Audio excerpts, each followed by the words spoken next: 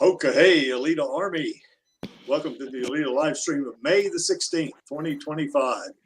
Ghost in the System, an Alita Battle Angel story, part 2, where we discuss all things to do with the movie Alita Battle Angel, the source manga Gundam, and the greatly desired sequels. I am your host, Creek Indian from Denver, Colorado, and with me is Lee, and he's our guest, our guest of honor here today, again for 2 weeks in a row, which is cool. And he's from Fountain, Colorado. How's it going, Lee? Well, going pretty good. Sunny, warm, nice day. Cool. And from Deutschland, we have Smendrick. How's it going, Smendrick?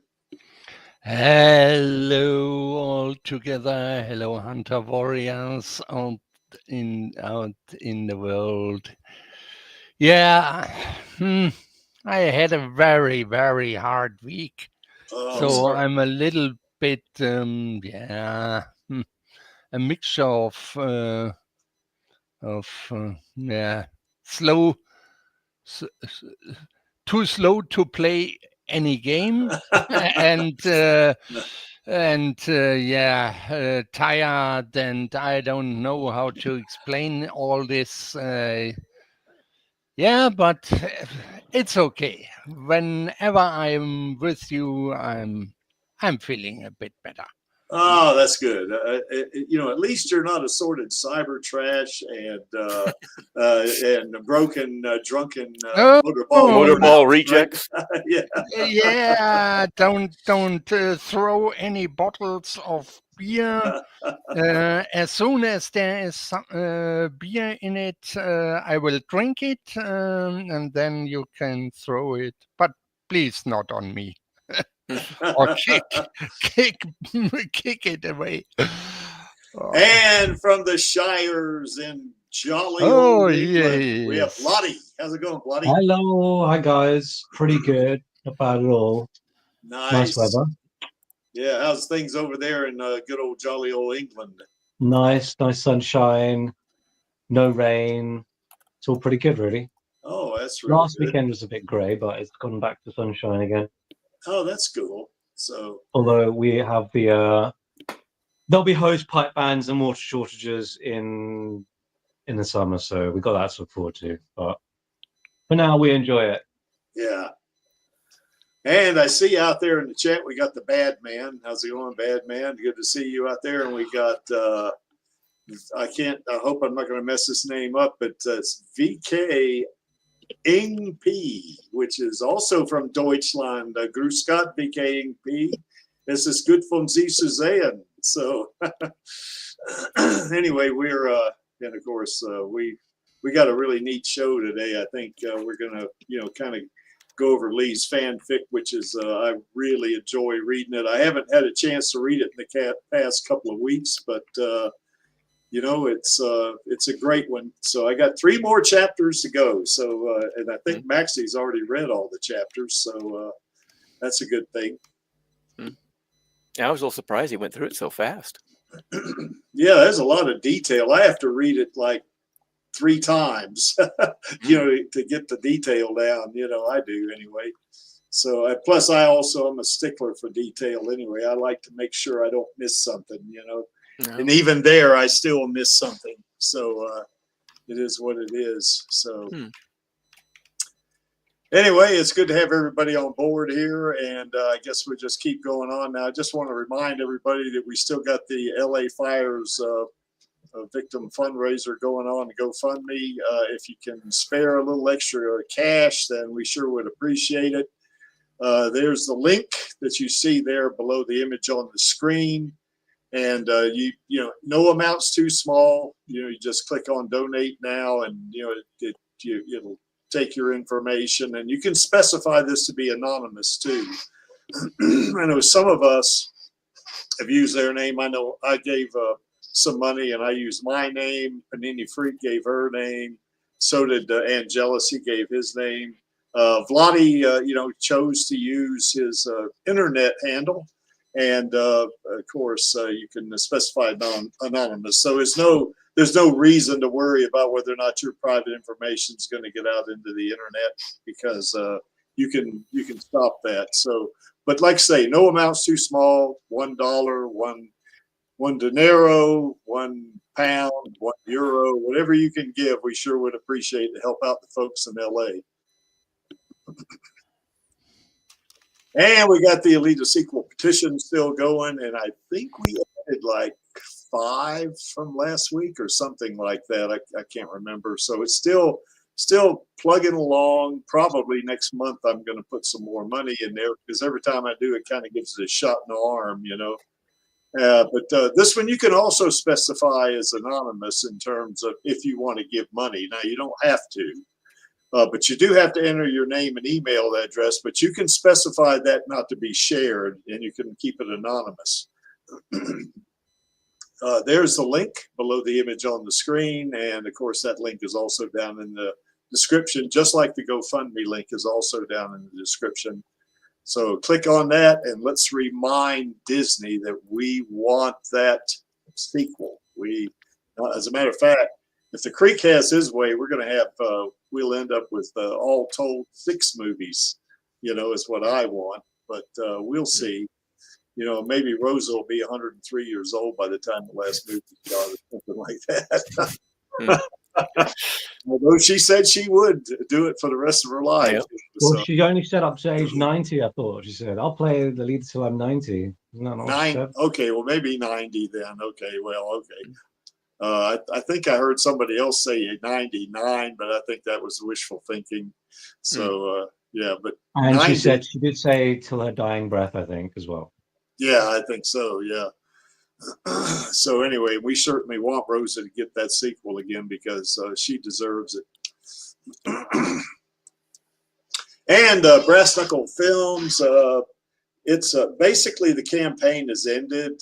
You know, they've you know, Robert Rodriguez has collected $2 million, and there's, as you can see, there's 2189 investors now. Not everybody gave the at least the minimum amount. You know, some folks gave $250, some gave $500. I know that that Alita Rave and Smendrick / Blotty and myself, we all gave my gave generous benefactor.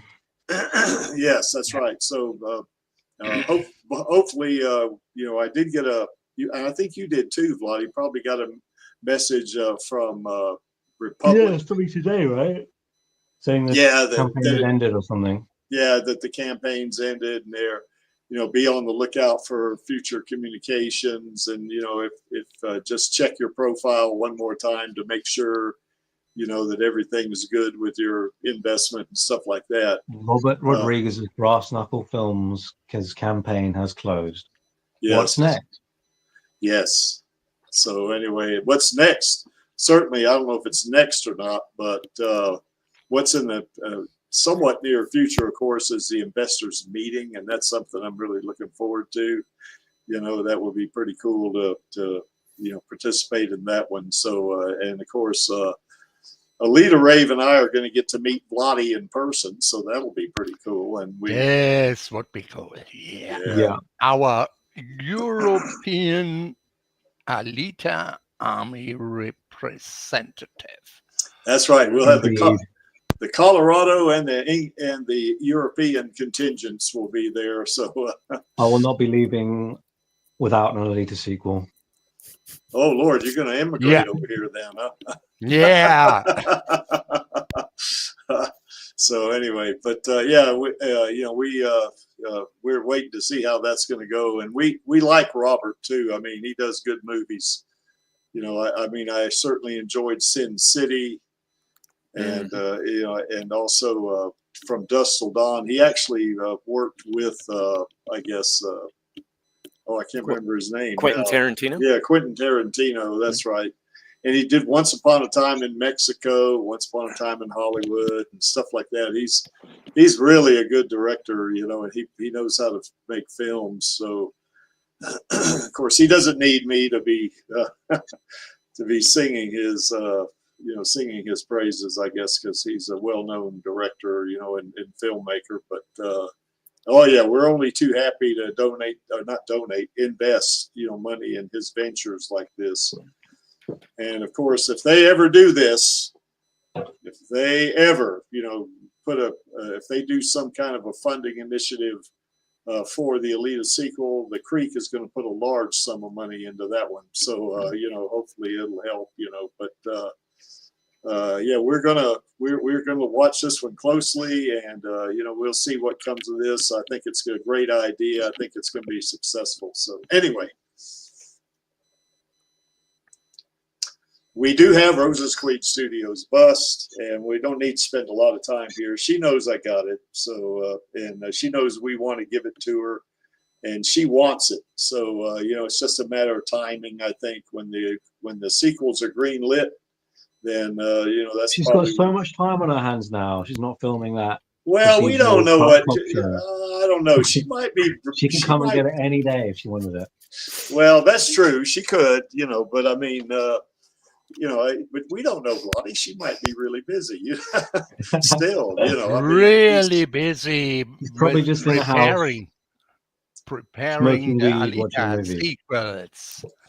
Yeah, well, I know she's working on those Alita sequels. Her and Cameron and Rodriguez, they all want it. So, but yeah, she wants it. She's told me she wants it. So, it's just a matter of time. I think it's still in the box. I have not opened the box, but when she does let us know that she wants it, then I will open the box just to make sure that it's okay. Which I'm pretty sure it is. Because it's never been out of the box. So there's nothing that could have happened to it, I think, so, but yeah, it's the full size scale 1-to-1, bust of Alita. And it's really awesome looking. And Vladi, you got one of these things, don't you? I'm looking at her right now. Oh, cool.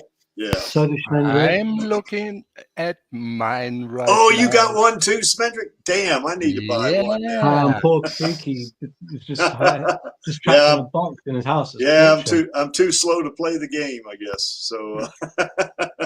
So, but anyway, yeah, this is our expression to Rosa, for our appreciation, admiration, and affection for our queen, and she was tickled that she's the Alita. I told her she was the queen of the Alita Army, and she really liked that. I think, and I think it's just a matter of time before we get it to her. So we don't need to rush things or anything like that. She'll let us know. And we got the Alita Gaming Network is still going on, and I haven't checked that. I mean, I did log into it today for a little while, but I didn't check to see how many members we have on it. Who knows? Oh, guess who just joined us?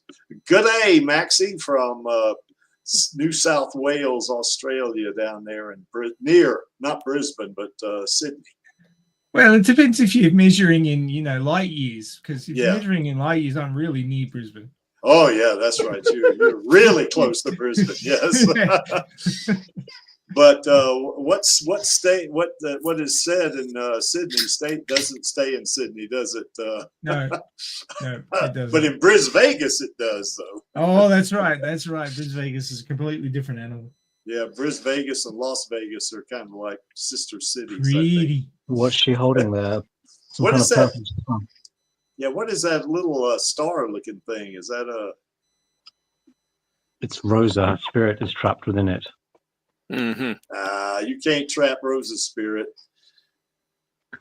She's beyond trapping, I think. There's Alita been drinking. There's a bit of booze there behind her. Yeah, that could be Smendrick. She might have stole that for. There's a couple of spots of bruise there, so she might be stealing. Oh, look at that! Yes, I got show off mine as well. Oh, nice. Quick question: do they not come with the Damascus blade? They do. Okay, so it's just not there right now. Yeah, okay. But it's such a wide angle lens. See how messy it is around. Mm-hmm. Neat. That's cool. Gorgeous. Yes, it is. Yes, she is. Creaky. A rose for Rosa. Yeah, exactly. Rose for Rosa. That's right. Yeah. Too cool. Too cool. Too many flexes. I can't believe that. That's right. That's right. So anyway, kind of reminds me of that stream we did, Maxie, on merch. You remember that? That was kind of cool. We've done 3 streams on merch now. Oh, have we? You must have done a couple of them Yeah. before I joined the army. So Oh yeah. anyway, we got the Alita Gaming Network, and of course, we can do a whole lot of things here. And this is something that you can do if you join the Alita Gaming Network. If you do live streams, you don't have to worry about the crowd being huge. Not like any of these crowds are huge that we have, but I mean, you know, it's, you know, if you're a little timid about that, you only want a couple of people in it, then of course, you know, you can do your own live streaming. You just put a link in it and it'll play. I know Maxie puts, he puts the live stream links for Radio Chaos. Oh yeah. And Chaos Nova does that as well for his streams. And I haven't been doing that as much for this stream as I have in the past, but I'm going to start doing that again, just to let people know, you know. We also have some a fanfic channel. And by the way, this fanfic, that the link for the fanfic is also for this fanfic we're going to go over today, is in the fan fiction channel. That Lee posted that in there. So if you want to go look at it, you can go, you know, go to the fan fiction channel on the gaming network, and it'll, you know, you can pull it up and read it. And if you do artwork or you do videos, you know, something like this, we have a user creations channel. We certainly we do watch parties as well. Now we haven't been we did a watch party, I guess. It wasn't this past Monday. It was Monday before last week. I guess we watched Chariot, and that was really good. You know, it's really yeah, it's kind of, in a way, it's like a weird movie, but it's really enjoyable. You know, I think, you know, and we had fun watching that. And then, of course, we have the voice channels. I know Lottie and Smindrick hang out in the gaming channel a lot. And this channel we had at the first premiere fanfic reading at the last weekend. Oh, y'all did? You mean channels fanfic? Yeah, Nice. we read it That is cool. together with Excellent. Flatty. Yeah, that was You started nice. a trend there, Lee.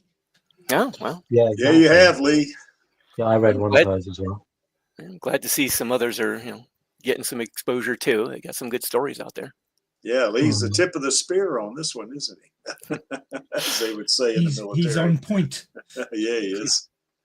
So anyway, but if you want to join the Alita Gaming Network, you can. You just have to have a Discord username. That doesn't cost anything to have a Discord username, and you don't have to. You know, we don't charge for you being in the gaming network either. It's absolutely free.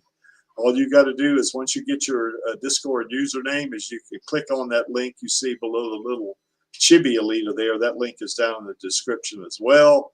And you'll get an invite. You go to and you just join the channel.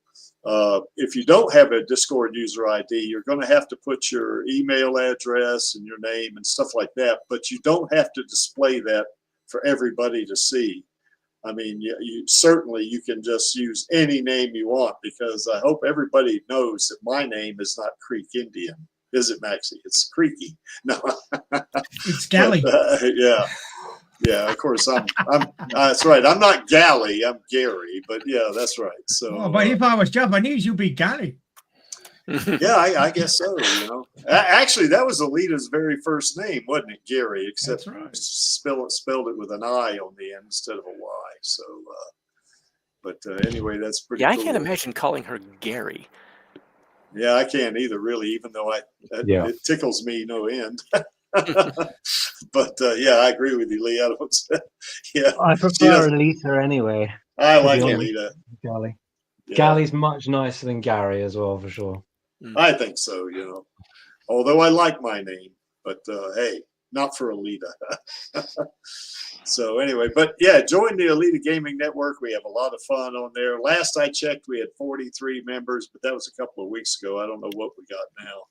So, yeah, we have a lot of fun on this channel, and we won't be able to do a watch party this Monday because I'm going to be tied up at work. And but a week from Monday, this coming Monday, not next Monday, but the next after that, we'll have another watch party. Just have to figure out what we want to watch. You know, it'll be something with Rose in it, I'm so sure.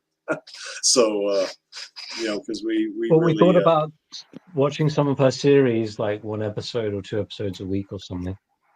You mean like College Humor or something like that, or? Well, I was thinking more along the lines of Undone or Brand New Cherry Flavor.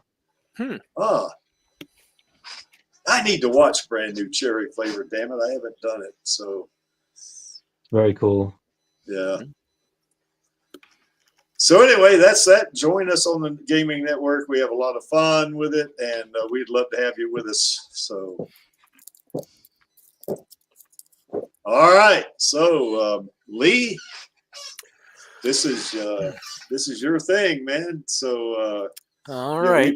we've all been waiting for this. You know, I know I've What been. chapter are we up to? This will be chapter 4, won't it? Yeah, we left off with chapter 3. You're up to chapter 4. I've read chapter 28, so I'm up to date. You're even ahead of me, Maxie. Damn it. Oh, it's like a roller coaster, man. I couldn't get off. Yeah, I know.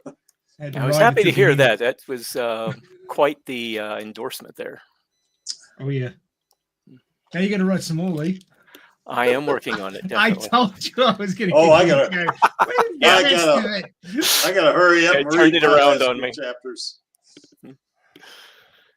Okay, so we left off with Jason trying to stop what he thought would be a murder in progress, which very well could have been, by a heavily augmented individual who appeared to be flying really high on any number of drugs and got himself brutally attacked. So chapter 4, Ito's Clinic.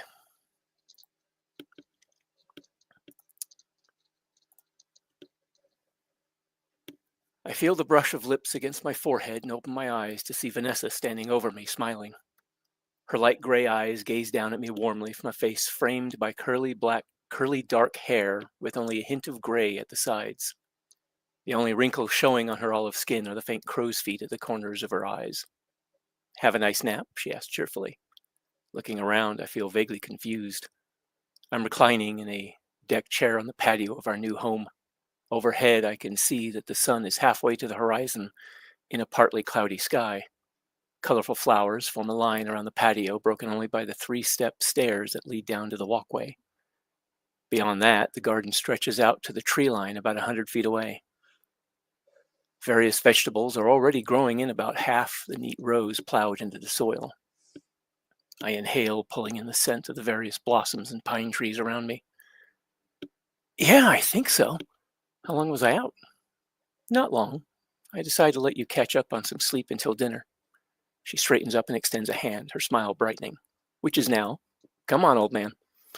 Smiling back, I take her hand and she provides a little help as I get up out of the deck chair. My knees ache in protest, something that's been getting more frequent. Getting on my feet, I let go of her hand and put my arms around her waist, pulling her close. She encircles me in her arms and tilts her head back, looking up at me, and we exchange a quick kiss. I smile at her again as I ask, "So, what's on the menu?" "Well, there was that salmon you bought a couple days ago. I thought it while you were napping. I figured I'd keep it simple and add some mashed potatoes and green beans." That sounds lovely." "I thought you might like that," she says with a smile. We kiss again, and I bask in the warmth of her body against mine. Then we release our embrace, and I follow her into the house. Pardon. As we reach the kitchen, she turns to me. "You should take care of the salmon. I've always liked the way you make it." "All right." I can't help but smile at the compliment, even though it's not the first time she said that about my cooking. In between tending to the food on the stove, we stand just outside the door to the patio, looking out over our garden. I'm standing behind her with my arms around her waist, holding her close as the two of us plan out what we'd like to put down in the next garden, or in the garden next. After the food's done cooking, we gathered up and set out the table. The two of us sit and talk for a while as the sun dips towards the treetops. We discuss all those things we plan to do together one day. I bask in the warmth of being home. I'm distracted by a bright white flash outside the window from the direction of the sun. I look to see what it is and see a growing white sphere of emptiness expanding like the blast of a nuclear detonation. I feel a sense of growing panic as I turn back to Vanessa and see her frozen like a statue. I try to get up and find that my legs won't work. Out the window, I can see the white void getting closer as it devours the trees, the garden, everything. It quickly reaches the house and the color begins to drain from the world, turning it all into a washed-out image. I look over at Vanessa and watch as she fades like a ghostly photo. I try to reach across the table to her, to hold on to her, but my arms won't work. As everything fades to stark white nothingness, I hear her voice echo as if from a great distance. Why did you leave me? I desperately try to call out to her to tell her that I was trying to get to her, that somehow I got lost on the way. I can't make any sound as the white turns to darkness. Pain seeps through the darkness. A dull, steady ache envelops my left arm and both legs. The right side of my head is webbed with a pain that centers on my right eye. I feel consciousness coming on and fight against it. I don't want to wake up. Something terrible is waiting for me if I wake up. Still trying to call out to her, I hear my voice, a hoarse whisper, Vanessa. My nostrils are filled with the smell of antiseptic and plastic. The air is dry and unpleasant. A painful raspiness in my throat is amplified by the lump that forms. I know it was just a dream, but not for the first time I wonder, does she really believe I'd abandoned her? The heartache of that thought momentarily overshadows my physical pain, and I feel tears stream out of my left eye, running down towards my ear, bringing awareness to the fact that I'm lying on my back. There's a rhythmic sounds of electronics and people talking indistinctly. I'm laying on a stiff mattress, my head resting on a pillow. From nearby comes a woman's voice. Doctor, he's coming around. The other indistinct voices stop and footsteps approach. A man's voice with a slight accent that I can't identify. How are his vitals? All stable. There's a note of relief in the woman's voice. Still not getting anything useful off the imaging systems, though. I hear the man come closer. Mr. Deshane? Mr. Deshane, can you hear me? Maybe it was all a dream. Maybe I wrecked my truck, got badly hurt, and have been in some kind of coma all this time. I slowly open my eyes, or rather try to. My right eye won't open. When my vision clears up a bit, as well as it can without my glasses, I'm able to tell that the bed has been raised a bit, so my head is elevated slightly. There are two people standing over me. One is a dark-skinned woman standing on my left wearing blue scrubs. Her left arm up to the shoulder is clearly cybernetic. The other is a light-skinned man standing on my right. His hair is lighter and grayer than mine, and he's dressed in green scrubs with the addition of what look like wire-rimmed glasses, if the metallic shine around his eyes is anything to go by.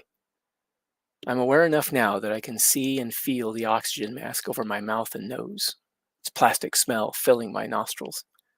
I get the impression that I'm in some kind of hospital, and I feel a familiar drugged haze, like when I woke up from an operation some years ago.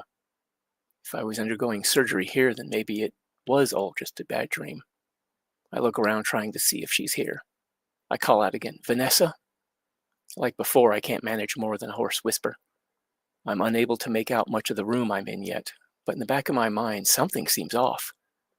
The light seems dimmer than I expected, the colors darker, more worn somehow. With a hint of urgency, the doctor asks again, Mr. Deshane, can you understand what I'm saying? He then shines a light in my eye. Mildly irritated, I rasp out, yes. Even as out of it as I am, I've been around enough doctors to know that he's checking me over, so I try not to turn away.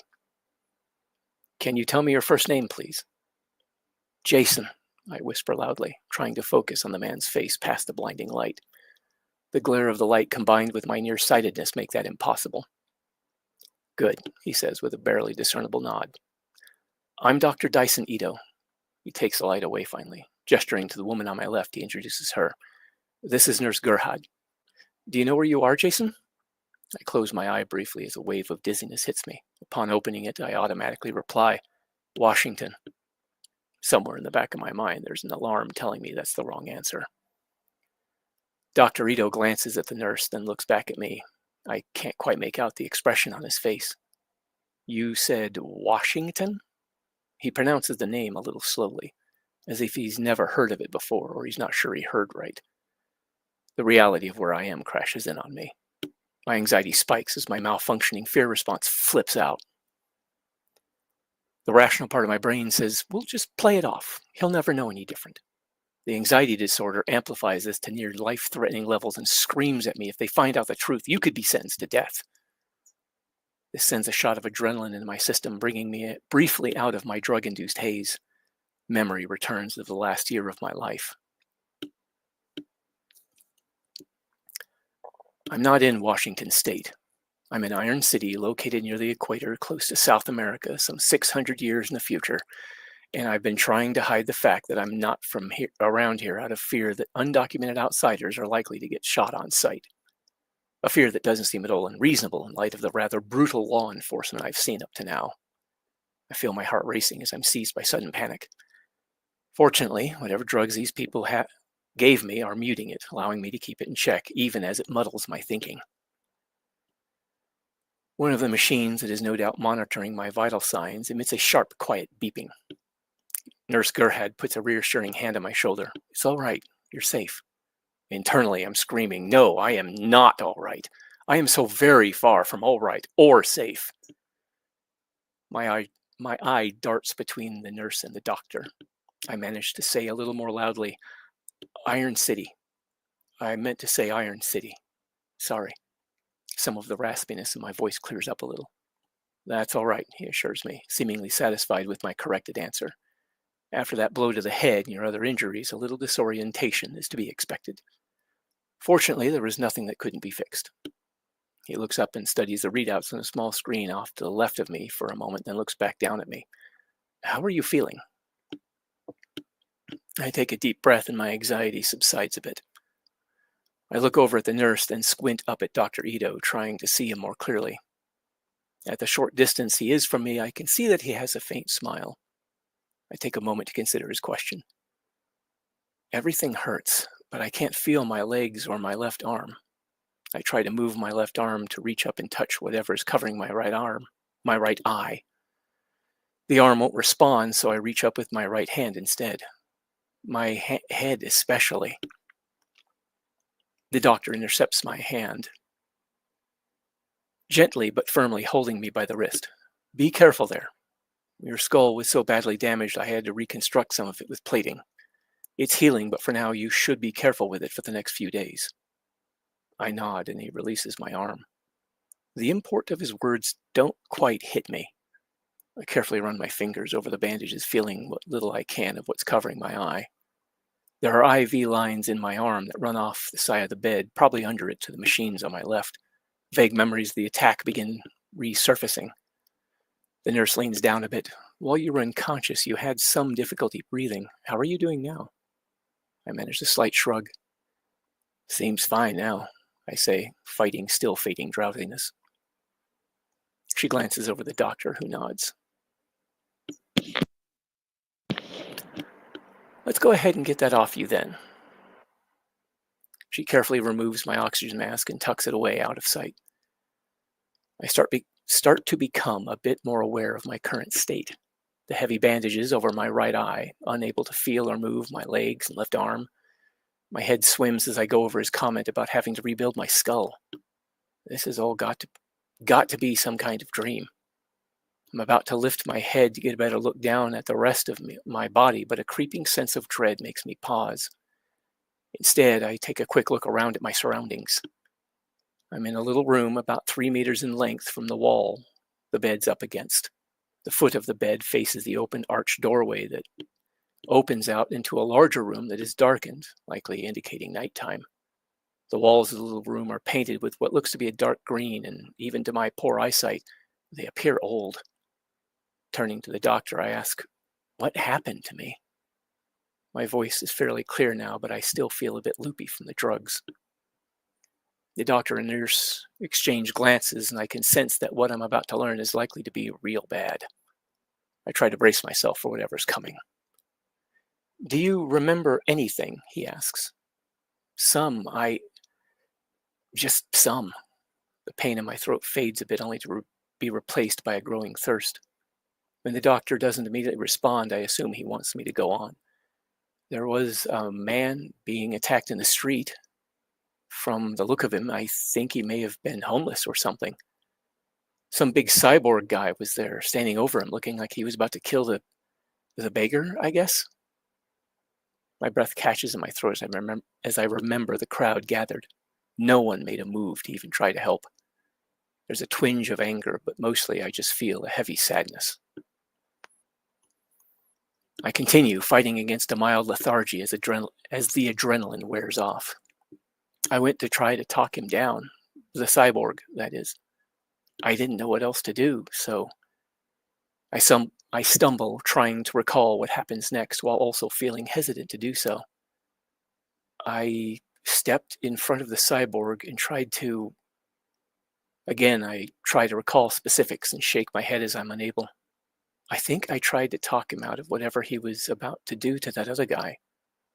There's a spike of fresh panic as I remember Loretta and blurt out, "Loretta! Where's Loretta?" "She's fine," the nurse assures me. "She was directed to bring you here as we were closest. She had to get back to the farm a while ago. She and her father have both called asking how you're doing. They seem pretty worried about you." Dr. Ito interjects, "I'll give them a call in a bit to let them know you're awake. Do you remember anything else?" After breathing a sigh of relief at finding out that Loretta wasn't hurt, I reply, "I remember getting hit on the side of the head and then a lot of pain. Then waking up here. How long have I been out?" "About 2.5 days. Quite a bit longer than expected." His tone has an apologetic note to it. I feel my heart sink at hearing that. There's a pause, and I take the opening to jump in and ask the question again. "What happened to me? You said you had to reconstruct part of my skull. What else did you have to do?" There's a detectable hesitation as the doctor answers. "There's a bit of bad news there, I'm afraid." He takes a deep breath and lets it out before continuing. "I wasn't able to save your eye. That aside, you're lucky that you seem to have escaped without any noticeable brain damage. I've always had a fear of losing my eyes. Not just my eyesight, but my physical eyes. Strange fear to have, I suppose. Considering that, I think I should be having some sort of reaction to this news, but it's like I'm just stunned. I can only lay there looking at him as he continues. Your left arm was torn off at the elbow when you were brought in. Both of your legs have been completely destroyed." The doctor pauses for a moment, then continues. "I'm afraid we were forced to amputate them." Hesitantly, he goes on. "We found out after the fact that your attacker had a pretty heavy drug addict that got the better of him. He went into a rage when you confronted him. From what Loretta told us of the attack, it was like he wanted to make you suffer. Instead of killing you, he just..." The doctor hesitates again, shrugging faintly. "He just destroyed your limbs, mutilated you. I'm sorry. According to her, he ran off as if something was after him. He may very well have been hallucinating. That's likely why you're still alive. If he had stayed, he'd have likely killed you." I lay there staring up at the doctor, but not really seeing him. My mouth opens and closes a few times as I struggle to find anything to say, but there's nothing. My mind is just empty. I just lay there, unable to comprehend that I just lost a sizable portion of my body. It's like the air has been sucked out of me. I notice that the doctor is saying something more, but I can't hear him over the sound of blood rushing in my ears. A familiar, unpleasant buzzing begins in the back of my skull, and a wave of nausea comes over me. My heart begins racing painfully, and I suddenly can't catch my breath. My skin becomes cold, and it feels like I'm sweating profusely. My vision begins to gray out, and the doctor and nurse fade from sight behind a dark fog. It's all I can do, helplessly writing out the attack for I don't know how long. I feel like I'm dying. A part of me wishes I would. I lost the woman I love, my family, my whole world, and now this. There's an overwhelming feeling that everything I've done has been a terrible mistake. Driving down that road, coming out of the jungle and getting work on the farm, all of it. Every decision I've made since leaving the apartment a year ago has been a series of horrible mistakes that have led me to this point in my life where I'm lying here in this bed in some strange medical clinic with my body torn apart. I thought life in this world was bad before, but now I'm completely helpless in the hands of strangers. An old Calvin and Hobbes quote floats through my head. No matter how bad things get, they can always get worse. I have no idea what's going on outside my head, but inside I am swept away in a tidal wave of suffocating fear and dread. It feels like it's going to go on forever, like I'll be trapped inside this terror for the rest of my life, but eventually it does end. My vision starts to clear up and my breathing slows down and the rushing sound in my ears begins to fade. And just like that, it's as if it never happened. I fill my lungs, finally feeling like I can breathe again, like I'm waking up from a terrible nightmare. Only it's not over. I still have to face what's happened to me. The first thing I hear clearly is the nurse's voice. "Looks like he's coming out of it," she says with a distinct note of relief. When my vision clears up the rest of the way, I see the doctor hovering over me close enough that I can make out the worried look on his face. "Are you all right?" He sounds genuinely concerned. I find it unexpected that they might actually care what happens to me based on what I've learned about this place. Then again, maybe he's worried he won't get paid if I kick the bucket on him. Off to my left, I see the nurse turning her head to keep an eye on both me and the monitors that are tracking my vital signs. The strong sense of relief that follows the end of the attack pushes away everything else for the moment, allowing me to better get my figurative footing. I look back at the doctor, feeling an undercurrent of embarrassment at having suffered an attack in front of strangers. Yes, I'm fine. The doctor looks at me with what might be skepticism and checks me over again, shining that light in my eye and taking my pulse. This strikes me as odd since they have me hooked up to what are no doubt some very advanced medical sensors, at least compared to what I'm used to. The doctor straightens up and crosses his arms. After a short pause, he asks, "Mr. Deshane, has that happened to you before?" I consider lying or playing dumb, but I can't think of any plausible excuses for what happened. Yes. A sense of relief that swept away my panic is now fading. In its place is a feeling of emptiness. Is it anything dangerous or life-threatening? No. The doctor sighs and exchanges a look with the nurse. Patiently, he asks, "What's the last thing you remember me saying to you?" With a creeping sense of unreality, I respond that the man who attacked me tore me apart. I suppress an urge to giggle hysterically while simultaneously wanting to break down and cry. A sickening terror starts trying to claw at the back of my mind. The dry raspiness mostly hides my voice cracking. Or something along those lines. The hysteria passes quickly. I stare up at the ceiling blankly, trying not to think. This isn't difficult as I can feel myself withdrawing, shutting down. The doctor asks in a concern-tinged voice, "All right, well, you're no doubt worried about what's next. I want to assure you I'm going to do everything possible to get you fixed up." He gestures towards the nurse. "We've already gotten you fitted for new cybernetics. Once we've worked out a couple of technical problems, you should be fine in a few days. Then you can get back to your life. Now then, do you have any questions?"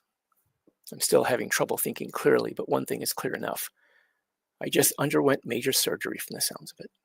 They already fitted me for cybernetics? That's likely going to cost me, and my savings is not all that much. Certainly not expecting Henry to pick up the tab. How the hell am I going to pay for this? I'm a farmhand. They got to know there's no way I can afford to pay them. 2 legs, an arm, and an eye. How much is this going to cost me? Aside from the physical cost, that is.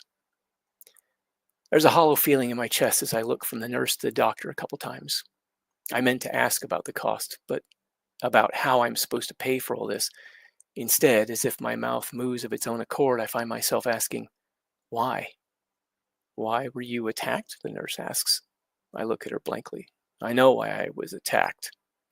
I feel a flash of anger as I silently finish the thought. I was stupid enough to get involved in something I had no ability to deal with. "Why are you doing this?" I look over at the doctor. "You've got to know by now, I can't pay you." The doctor is quiet a moment before answering. "Look, you may not believe this, but my primary concern is making sure you get taken care of. We'll worry about the rest after that, all right?" He sounds sincere enough, but I can't bring myself to believe that he's really not that concerned about the money. People rarely do things like this out of the kindness of their hearts around here. However, I'm tired. I'm in pain and in shock over what I've just woken up to, so I don't bother arguing the point. All right, I say in a raspy, quiet voice. Here, you should drink this, the nurse says as she holds a cup in front of me.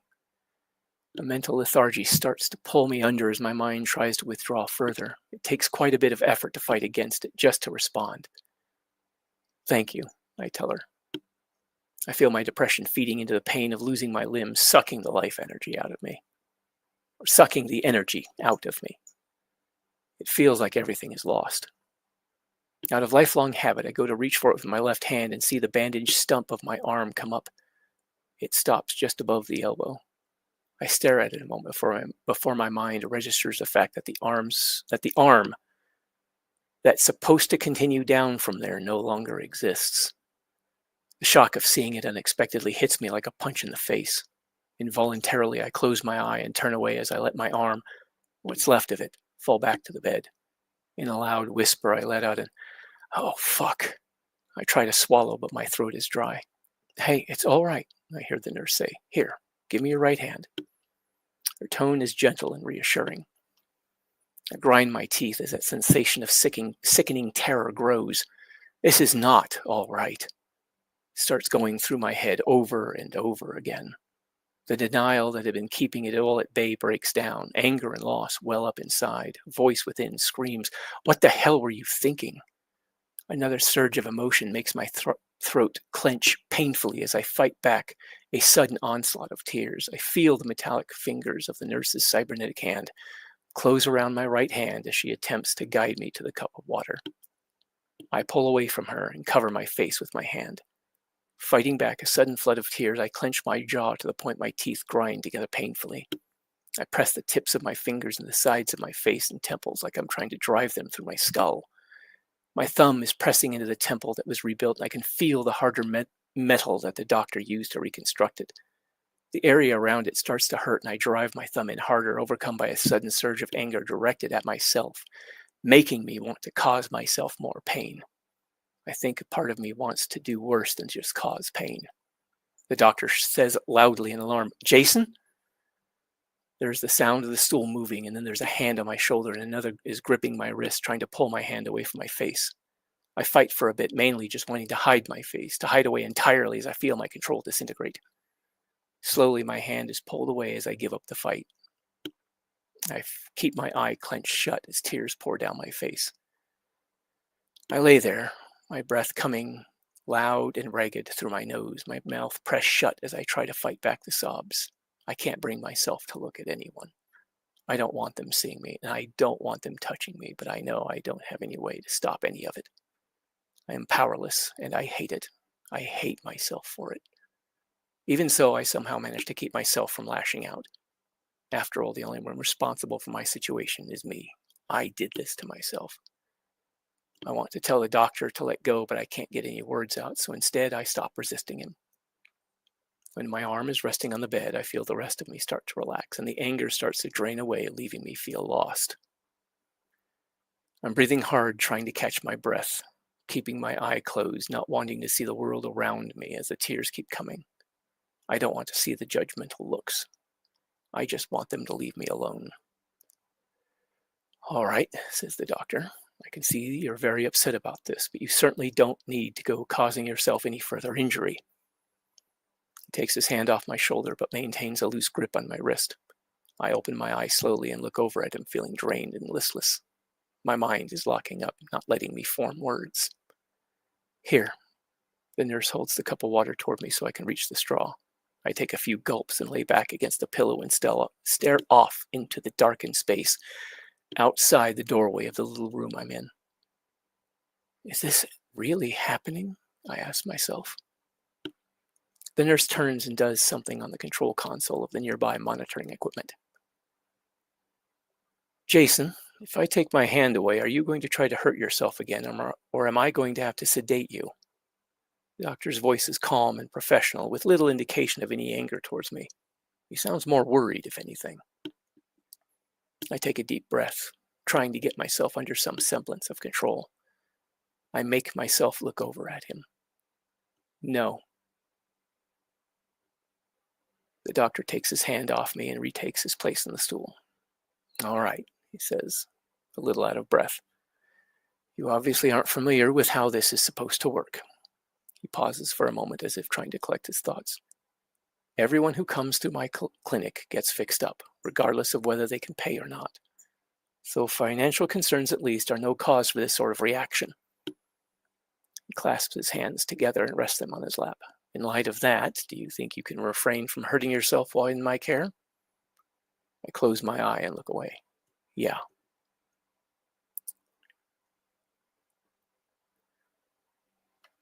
I'm going to have to apologize. It seems that I muddled this part of the chapter a bit, trying to redo something. Well, just give us your take on it, and, you know, keep going with the way you kind of wanted to do it. All right. Let's see here.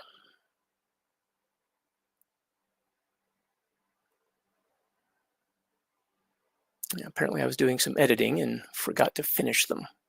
Sorry again.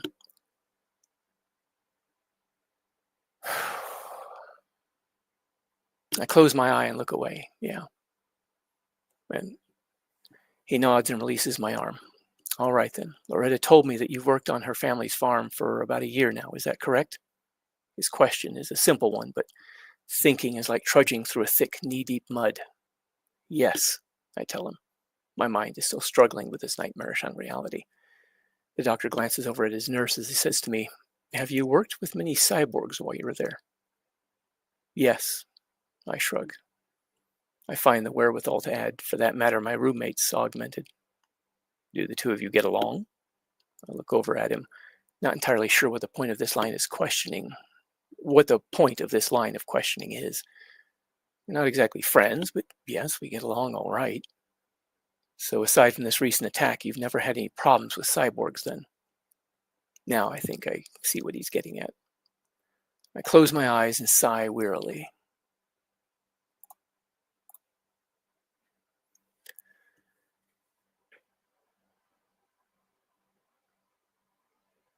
And then open it to answer. I've never had any problems with anyone augmented. Closing my eye again, I wish he'd get this over with, and they would go away. I sigh quietly, raising my hand to rub the bridge of my nose. My arm feels like it's become leaden. I suspect they've given me another dose of sedative after I went ballistic. My arm, shocking thought hits me. I only have one arm left. One fucking arm. Where the hell is the rest of me? I pull in a deep breath, trying not to break down again. I pull in another, and it calms me a bit. Opening my eye, I shrug faintly. If you think I've got some kind of prejudice against people who are cyborgs, I don't know, maybe I do. I've never really felt any differently about a cyborg than a non-cyborg. The doctor nods and looks down as he slowly rubs the palms of his hands together. Well, it would appear to me that you've got problems besides the physical injuries. Do you have any friends closer to here that we could contact? Anyone that might be able to provide you some support? I look over at the nurse and hold up my hand towards the water cup as I'm overtaken by intense thirst. Water? She hands me the cup and I take it while studiously ignoring what remains of my left arm. Thanks, I tell her. I take the cup. I take a couple quick sips before turning back to the doctor. You've already talked to the only people I consider friends around here. He briefly seems to consider that. Do you have any family? No, I respond as some irritation slips into my voice. That question brings up old wounds I've been trying to hide this past year. I feel like an observer watching someone else going through all this. There's movement by the door and the blurry figure of what looks like a young woman comes into view. She has dark, shoulder-length hair and is wearing dark clothing, making it difficult to pick her form out from the background of the darkened room beyond. The shirt she's wearing leaves her arms visible from the shoulder down, revealing them to have a silvery metallic look with dark purple along the bicep and forearm. I can't make out any real details beyond that, but she's obviously a cyborg. I think I know who this is. The doctor turns towards the newcomer and From this close distance, it looks like he smiles, as if pleased to see her. The newcomer asks in a strong, pleasant voice, "You're not an exile from Zalem, are you?" I'm caught off guard by the question. I consider answering yes, but I can't see any real reason to lie about that. "No," I tell her. The doctor turns his attention back to me and quietly sighs, letting slip a hint of frustration. "Are you and Loretta close? Is she someone you trust, someone you could talk to?" I close my eye and think for a moment, both to consider his question and to wrestle an answer out of my uncooperative brain. Looking over at him, I answer, "Loretta and I aren't real close. She and her father are trying to hold on to their livelihood and their home anyway." The thought flits to my mind that I may not be giving her enough credit. I suspect she and Henry care more about me than I realize, but admitting it seems somehow presumptuous. "You don't have anyone at all?" the nurse asks. "No, just me. It's getting harder to keep my attention on the here and now." "How's your eyesight?" I give a half shrug. "Bad, really bad." They're keeping me engaged in conversation has pulled my brain out of its attempts to shut down. Thinking isn't any easier, but I am able to keep thinking. This incredible fatigue isn't helping. After a second's thought, I ask, "You don't happen to have my glasses, do you?" "No," the nurse replies apologetically. "I'm sorry. Loretta says they were lost in the attack." She directs her attention to the doctor. "I'll see if I can put something together for him." Turning back to me, she smiles and adds, "Being able to see clearly might help you feel better." "Thank you," I answer automatically. Another pang of loss hits me. Those glasses may not have been anything special in and of themselves, but they were another connection to home, now gone. Just out of curiosity, what happened to the man I was trying to help? The girl in the doorway answers, "He's fine as far as I know, aside from a broken arm." She leans lightly against the doorframe. "He could have been killed if you hadn't stepped in. You probably saved his life." I nod, feeling a sense of relief upon hearing that. "That's good." I lay back and close my eye, letting my mind go blank. I'm too tired to want to keep talking, so I wait to see if any of them have more to say. "All right," doctor says quietly. "I think you should get some rest and we'll talk more another time. There's no hurry. Nurse Gerhard will take care of you for the next few days while you heal up, all right? Then you'll get back on your feet. Or then we'll get you back on your feet." Lying here, I think to myself, sure, you guys have all the time in the world to deal with me, don't you? I'm hit with a vague sense of helpless anger. I don't bother trying to open my eye or answer. I just nod. After they leave, I lay there with my eye wide open, staring up at the ceiling. I remember one other time in my life when I'd felt like this. Dad had gotten raging drunk and chased Mom out of the house. She had fled, bleeding, taking my brother with her. I wasn't fast enough getting out of the house, and all I could do was stand in the driveway and watch the taillights of the car disappear over the hill. This is what that night felt like. I'm not sure how many hours I lay awake being reminded of that feeling of being absolutely lost and alone. 53 years old, and I'm reduced to feeling like that little boy again, alone and abandoned. End of chapter. Cool. So I'm gonna have to fix that up. I think that was. That's all right. We got the main gist of it. Okay. Yeah. Probably All my right, fault so- it keeps triggering with the thing. Well, you did provide me a lot of feedback that really helped me smooth out some rough spots. So, willing to go with that. Yeah, I mean, all these things are continually work in progresses. I'll just give you something to feel better by. Apparently, the original Fellowship of the Ring by J.R.R. Tolkien,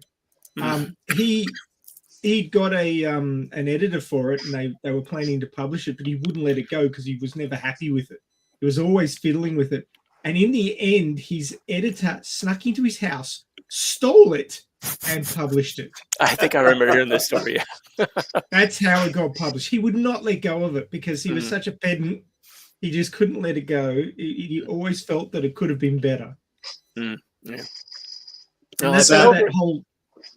It sounds like, Lee, that your story is a living document. Well, I have decided that I can't keep doing that, so I've decided that with whatever I get from Maxie, I'm going to go ahead and have that be the last bit of feedback I use to adjust some things. And then I'm just going to leave it at that because I don't want to feel like it's just an unending cycle of constantly doing it over and over again. I want to eventually have it, be finished. I have it planned for 40 chapters. It may end up actually being a little bit less, but we'll see. 40 chapters. Oh man, I'm going to be reading for a while. Well, it may end up being less. It depends on how things go with Yeah. chapter 29, because there's a couple of options I've got. One of them could involve a really bad individual taking a really close interest in Jason and him being forced to leave Iron City early.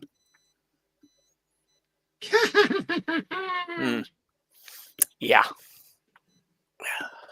That guy. Yep. Yep. Yeah, Okay, Maxie's okay. read chapter 26, which is where the most recent appearance of him is. Oh, I got it. No, I got to get through 25 and 26 now. Creaky. I got to say that I think that Lee writes Nova the best of anybody I've ever seen. Oh, really?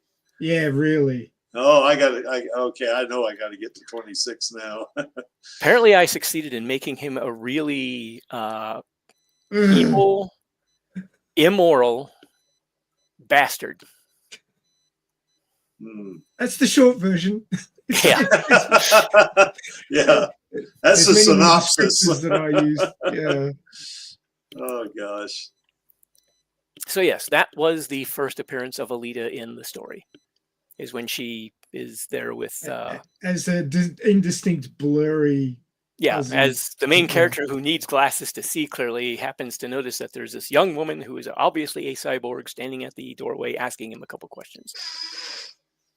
See, all us fans know who it is. Oh yeah, he doesn't, because he's never met her personally before. He doesn't know her. Yeah, the only time he's ever seen her up to now has been on the view screens in her motorball body. He has no idea what she looks like outside of that. He's about to find out. Oh yeah. And we want to find out too when we go now to chapter 5. Ah, okay. Well then, on to 5. Let's see here. Get that up.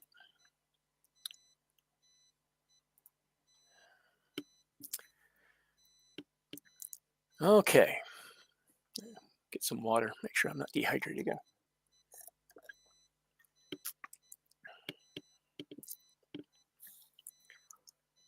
Chapter 5, Anomalous. The next morning, Nurse Gerhard comes in to check on me. While preparing to put fresh bandaging on my limbs, she lets me know that there'd been some sort of emergency late last evening and Dr. Ito had been called away. It would take him some time to sort it all out, but he should be back soon. Then she waited, maybe to see if I had any questions. I just closed my eye and turned away. Only my head, though. If I moved my whole body, I would notice the missing limbs. If I stay in one position, I can almost pretend I still have my arms and legs and that they're just fallen asleep. Over the course of the next few days, I say and do little, if anything.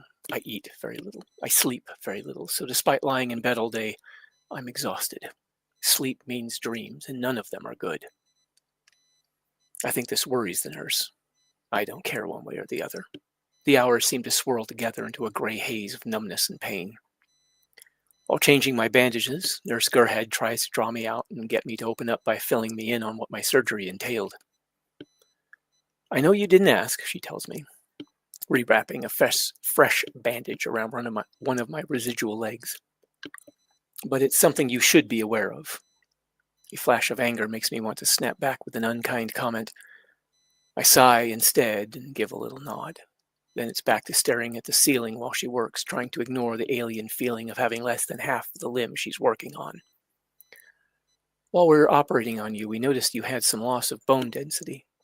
Dr. Ito determined that your skeletal structure had been weakened in a number of key points. So we had to replace your shoulder joint as well as your upper arm. In a tone that I think she meant to sound lighthearted. That's the humorous, in case you were unaware. To my mind, in its current state, it sounds somehow insulting. Great, I think silently. More of me missing. Wonderful. I bite down in a surge of anger. I want to shout or scream at her to go away and leave me alone, but some part of me is repulsed at the thought of repaying this woman's kindness in that fashion. Even if it is her job, she's still under no obligation to do any of this for me. So I hold my tongue and swallow that anger. It quickly sputters out as my depression drains the life from it. She continues. Some reinforcements were put in to shore up the remaining bone around the implants. The same had to be done for both legs, but it was the remainder of the femur as well as the hip that were replaced. She finishes up that leg, then moves on to the other side of the bed and begins unwrapping the other leg stump. Once all that was completed, then we put those interface modules in place. The last one we put in is the interface at the back of your eye socket. When Dr. Ito returns, we'll be installing all your new parts and you'll be ready to go. A small part of me struggles to respond in some way, but I've become so mired in despair that nothing I can think to say even matters enough to bother with. The promise of new limbs helps sustain the hope that's been keeping me going. I hold on to that to keep from sinking any further into despair. That aside, it's as if the world has become some overpowering force that's taken over my life. I am at its mercy, powerless to control anything. The knowledge I've gained over the years in dealing with my depression helps, but it's like an amateur boxer going up against a championship-level opponent. Knowing what's about to happen won't help you defeat your opponent. At best, it might help you last a few more rounds. In the end, defeat is inevitable. In the meantime, she continues casually, your body will have the chance to heal up some more. So you'll be up and walking around as soon as the limbs are attached. You will still have to take it easy for a few more days at least after that. Having removed the old bandages, she begins wrapping new ones around the end of the stump, specifically where my flesh meets the cybernetics. She glances at me, but without my glasses, I can't make out her face, so I have no idea what expression she might be wearing. She quietly takes a deep breath and gestures with her cyber arm. I think I can imagine what you're going through. At the last place I worked, I lost my arm when a cargo transport went out of control as I was walking out onto the street. It sent me flying and tore my arm off. She's quiet for a moment. I don't know what I can say that might make a difference, but I will say this. You're going to be back to your old life when we're done here, and you're going to have to find some way to come to terms with what's happened. All right, is my quiet response. I'm not sure if it's a defense or if I'm still in shock, but it's as if my emotions have mostly shut down. There's anger, if I do feel anything, and that's about it. Otherwise, I'm just kind of numb to everything.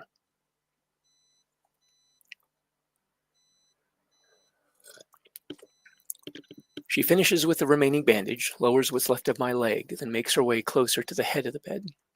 I keep my gaze on the ceiling, but the feel of her cybernetic hand on my shoulder draws my attention to her. If you're worried about your job, we've talked with the Sheffields. Loretta will be coming over the day we finalize your cybernetics installation. She'll be giving you a ride back to the farm, okay? So don't let this get you down. You will still have a place to go back to. Okay, sure. Despite my subdued response, I'm filled with a turbulent mix of emotions. I'm happy that I'll be seeing my friends again. I'm damn near elated that I'll be getting back to the farm and my job after all this. There's also apprehension about both what's to come and having people who aren't medical professionals seeing me in this state. How will they react? I can hear the smile in her voice even if I can't see it on her badly blurred visage. Now, I'll be right back. I finally found that old Phoropter that Dr. Ito had stuck in storage, so I'll be able to get your vision tested. After that, I can make you a new set of glasses, all right? For a mind so buried in this darkness, hearing her say that leaves me momentarily stunned. I managed to dredge up a thank you as she leaves. Even if it's going to be something added to some huge medical bill, it strikes me as a nice gesture. Maybe I become so desperate for something positive, some light in the dark, that I'm even willing to take what is probably a nurse's everyday duties as an act of kindness. The thought makes the numbness lift momentarily, and the pain threatens to overwhelm me. Once she's gone, a couple sobs escape as my eyes tear up, but I push it all back down. I think part of it is fear that if I let it out, it'll never end. All this pain and anger raging inside. If I have to keep it at a distance, I have to keep it at a distance so I don't get burned. I'm trying very hard not to take it out on anyone else here as well. The nurse returns with a small, thick gray case. She positions my bed so that I'm more sitting, then takes out the phoropter and carefully fits it on my head. It's sort of like a weird-looking set of night vision goggles used by infantry, only instead of seeing in the dark, it measures a patient's vision. Once it's settled in place, she has me look over a chart pinned to the far wall next to the doorway. Then she checks a readout, commenting, "Well, you certainly do have bad eyesight." She jots down some notes, then puts the device away. "There we go," she says while packing everything up. "Now I can put together a new set of glasses for you. Be right back." "Okay," I quietly respond. I quietly respond to her back as she hurries out of the room. I glance down at my body and notice the much smaller outline of my residual limbs under the covers. I take a deep, stabilizing breath as a sick feeling comes over me, and I quickly avert my gaze. Everything seems to be happening at such a whirlwind pace. I only just recently lost several body parts, and soon I'll have them replaced. I don't know what to think about that. I try to keep my mind on Henry, Axel, and Z. All three of them have had some pretty sizable parts of their bodies replaced, and all three of them seem just fine. The nurse here, Gerhard, even she's got a cybernetic arm. Everything should be just fine. So why does it feel like my world is falling apart? I can't even stand to look at my own body. Before long, the nurse returns and holds out a small object for me. "Here you go. I've tightened the stems so that you can unfold them with one hand if you want to wear them now." I hesitantly take the object from her outstretched hand. Holding it close, I can see that it's a pair of black wireframe glasses similar to my old pair. Her making and then giving these glasses to me seems like such a small thing. I guess with what I'm going through, even this small act causes me to be nearly overwhelmed by a maelstrom of emotions. When I'm sure I've got control of myself, I look up at her. "Thank you very much." I feel my chin and lower lip begin trembling and attempt to hide it by wiping at my mouth with the back of my hand. "You're very welcome," she says pleasantly, her voice tinged with surprise. I take a deep breath and manage to hold myself together for the moment, but I can feel my defenses disintegrating. Using my lips, I pull the stems open and carefully put the glasses on. "How do they feel?" she asks. "They fit snugly without being too tight." "Comfortable," I say to the nurse, who I can finally see clearly. Hers is an open, friendly face, attractive in my estimation. Warm, dark brown eyes watch me adjust my new glasses. "Good," she says as I settle them on my face. "I put in a plain piece of glass on the right side, since your cyber eye will have normal vision." I nod mutely, unable to look at her directly. Seeing her clearly has made me feel awkward and exposed, embarrassed at being seen. It's as if some part of my mind could pretend that I was as blurry and faceless to the rest of the world as it was to me. But now that I can see her clearly, maybe that denial is gone. Regardless, I try to hide my embarrassment by turning away to visually inspect my surroundings. "Dr. Ito will be back tomorrow.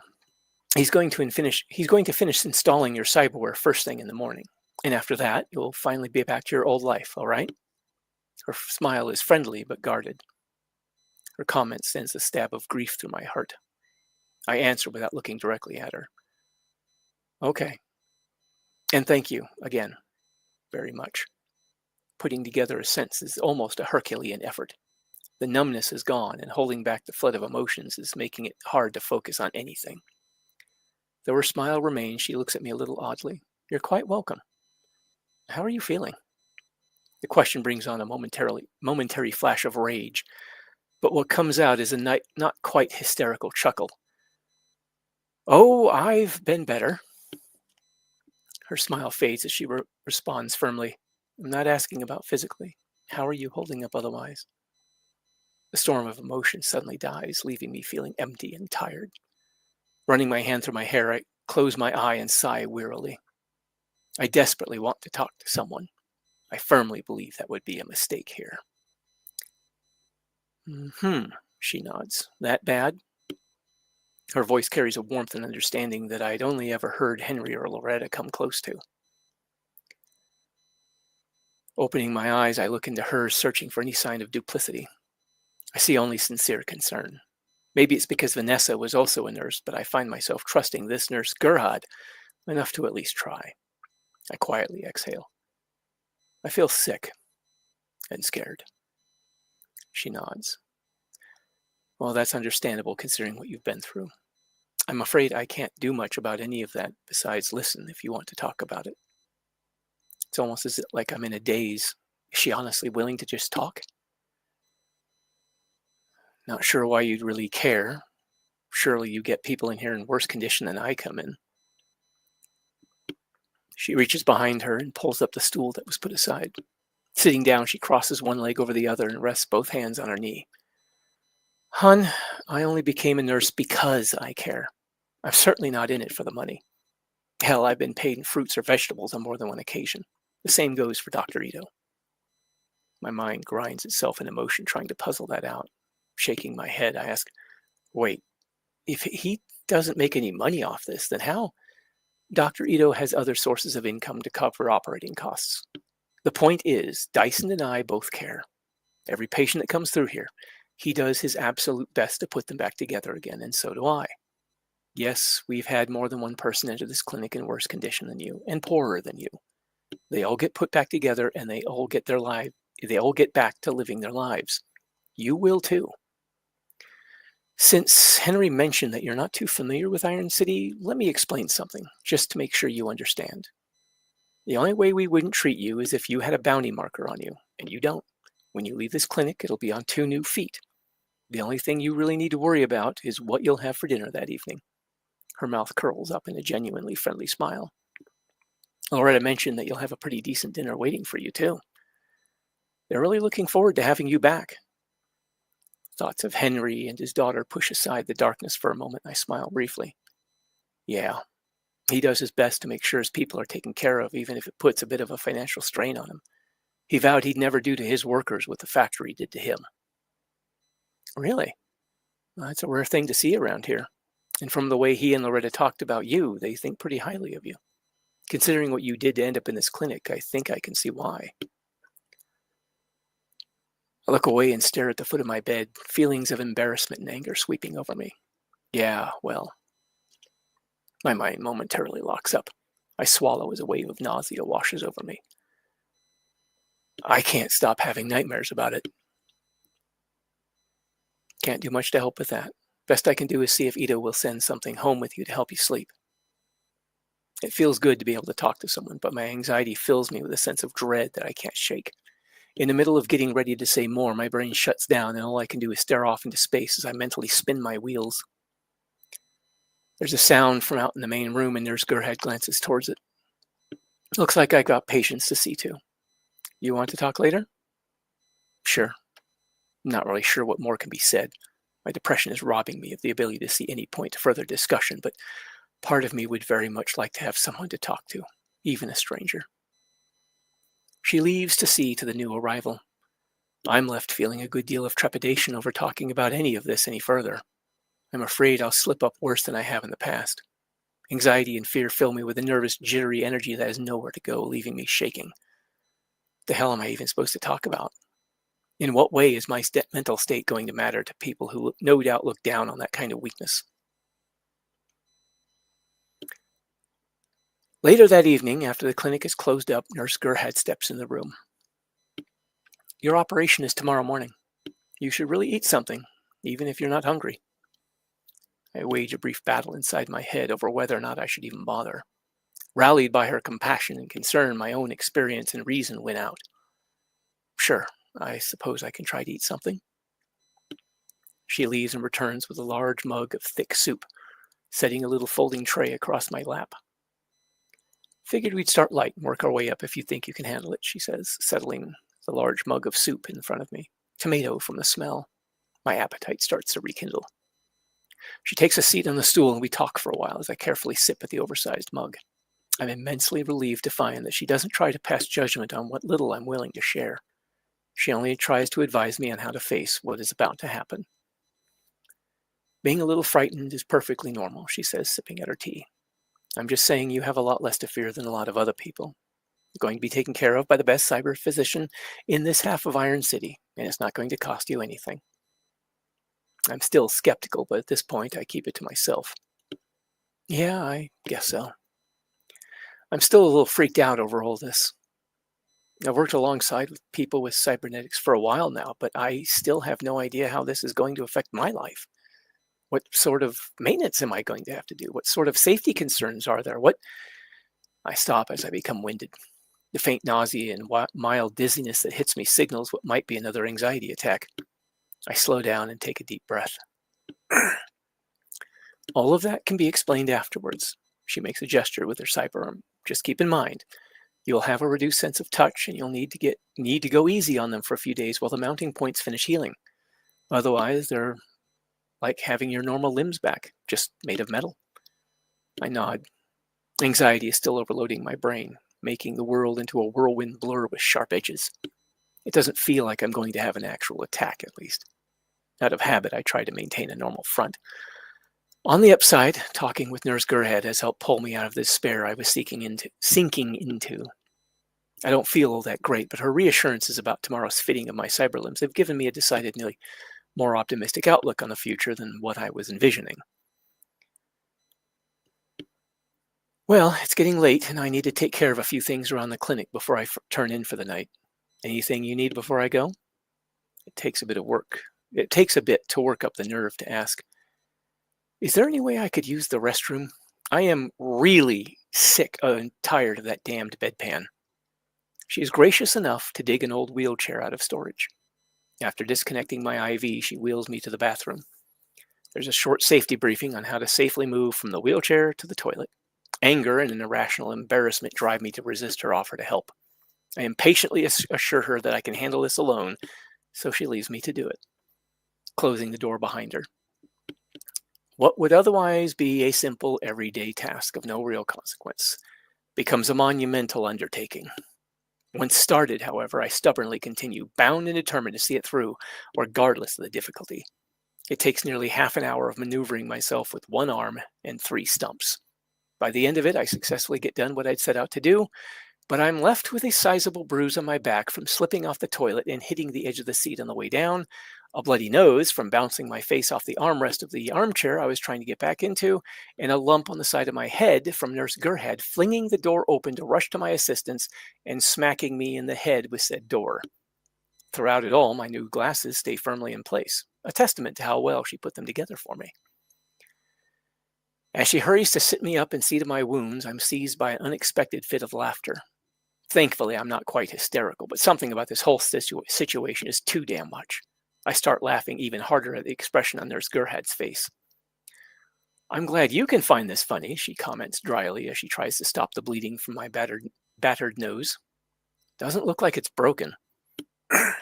I manage to get my hysterics down to a quiet giggling before finally managing to stop altogether. As the laughter dies, I'm left with a hollow, detached feeling. After a deep breath to further calm myself, I look down at the blood-covered front of my surgical gown. With a loud sigh, I mutter, I fucking hate my life. Tip your head back, she firmly commands. With no small amount of annoyance, she scolds me. Maybe next time you'll be willing to accept help. Tipping my head back while holding a wad of tissue over my nose, I retort, hopefully I won't ever need anyone's help with something like this ever again. Despite the pain of my minor injuries, I feel more alive somehow. I can't really explain it, but my depression and even the anxiety has fled for now. Maybe doing this one thing on my own, despite the rough landing, has had an uplifting effect on me. Nurse Gerhead checks me over to make sure nothing is broken, then helps me back into the wheelchair and gets me back to my little recovery room. After reconnecting my IV and making sure I'm safely in bed, she fetches a new gown for me to change into. Then she bids me good night. She gestures to the doorway. I'm going to be up for a couple of hours still if you need anything, all right? Gingerly checking to see if my nose is still bleeding, I respond, okay. Sheepishly, I add, sorry about what happened back there. I wasn't trying to cause you any trouble. I just wanted to. It's fine. She smiles reassuringly. You're nowhere near as much trouble as other patients I've had to deal with. I manage to smile back abashedly and nod, relieved to hear that she doesn't seem bothered by my now seemingly idiotic stunt. She heads out, letting me know she'll check on me again before she turns in for the night, leaving me alone with my thoughts. I set my glasses aside on the small table next to the head of the bed and let my mind wander aimlessly as I lay there staring up at the ceiling. The bump on the side of my head has already stopped hurting, and my nose isn't all that noticeable. My back is another matter, feeling like someone landed a solid kick there. Emotionally, I feel better than I did before. The loss of my limbs momentarily pushed to the back of my mind. Feeling oddly at ease for the first time in days, I fall asleep quickly. Nightmare. Blood and panic and pieces of me scattered around. Terrified panic as this metallic monster with a human face pins me to the ground and rips me apart in a berserker rage. My limbs are torn off and cast aside. My rib cage is split open. My insides are ripped out and flung away. No matter how much of me he tears away, there's always more pieces to be ripped away. The screaming seems to go on forever. I wake up screaming, gasping for air as I thrash about, disoriented in dim light. My hand finds the edge of the mattress and holds fast to it. The terror fades and I try to get my breathing under control as I prop myself up on my elbow, casting about, trying to figure out where I am. For the briefest of moments, there's a relief as my mind sees the bedroom that Vanessa and I shared in our apartment in Washington. That relief quickly fades and the bottom drops out of my stomach as I recognize the little recovery room of the clinic I'm in, several hundred years away from that cozy apartment. Rolling over onto my stomach, I lay my head down as my strength leaves me. Even my breathing slows as if everything is dragging to a stop. Grief and heartache wash over me again at the thought of the family and home that I lost, and this waking nightmare that seems to have consumed my life. So fucking tired of this place.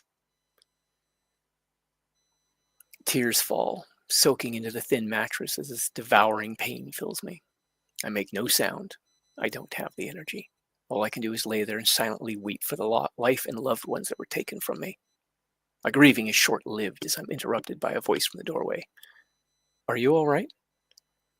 Go the fuck away is the first and strongest thought that blazes through my mind.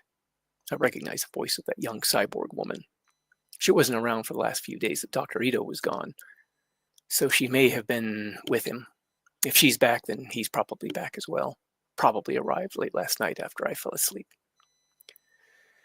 I sigh heavily, propping myself on my elbow, awkwardly rubbing at my eye with the heel of my hand to wipe away the tears. Looking over at her, framed in the dim light of the main room of the clinic, I say with thinly veiled annoyance, I'm fine. It was just a nightmare. I clamp my teeth together before I can let slip something less polite. I hear Nurse Gerhard's voice from somewhere beyond the doorway. The young woman turns towards the sound and gives a small wave, saying softly, It's all right, he just had a nightmare. You go ahead and get some sleep. Turning back to me, she asks, You sure you're all right? I close my eye and softly exhale, trying to calm the suddenly raging emotions inside. When I open it, I answer, I'm sure. Thanks. The swirl of emotion dies down, leaving me feeling empty once again. The woman leans a hand on the doorframe. Okay. If you need anything, I'll just be out here so you won't have to call very loud. I have really good hearing. Her voice carries a faint, friendly, bantering tone to it. I heave another heavy, tired sigh and nod. Okay, thank you again, but I'm fine.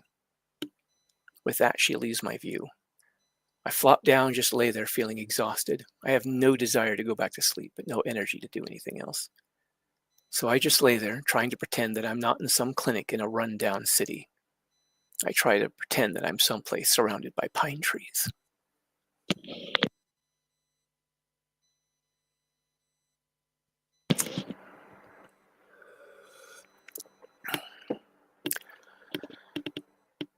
I awaken from a dream of a sunny day in which I'm walking through a snow-covered Alaskan forest. Nurse Gerhard is standing over me.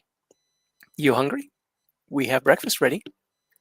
Blinking asleep from my eye, I glance around. No, thanks, I'm not really hungry. She positions the bed so I'm in a reclined sitting position.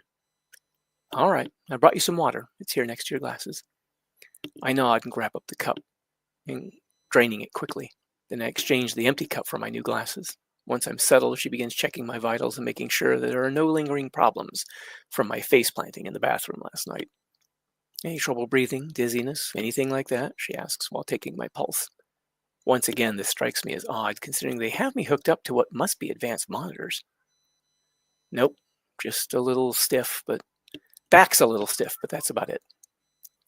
I catch movement and focus on the open doorway as Dr. Ito shows up carrying a cup of what I assume is coffee. I notice the room beyond him is more brightly lit now, the warmth of the light indicating daylight hours. He walks over to the monitors and quickly looks them over. I can now see that he does indeed wear gold wire-rimmed glasses. He also appears to be in his 60s, about 10 or so years older than I am. Good morning, Mr. Deshane, he says in a semi-jovial manner. You mentioned a stiff back? Yeah, but it's just I don't bother with the rest of my comment as he gently pushes me forward a bit and opens the back of my gown for a look. I feel him poking around the edge of the sore spot.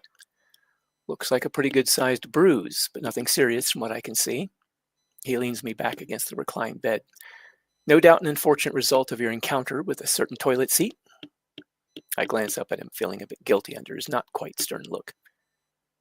He crosses his arms, flashing a faint but knowing smile. Among Nurse Gerhard's responsibilities is helping you with anything you might need. Part of the reason for that being so my patients don't hurt themselves. Next time, I'd appreciate it if you let her do her job.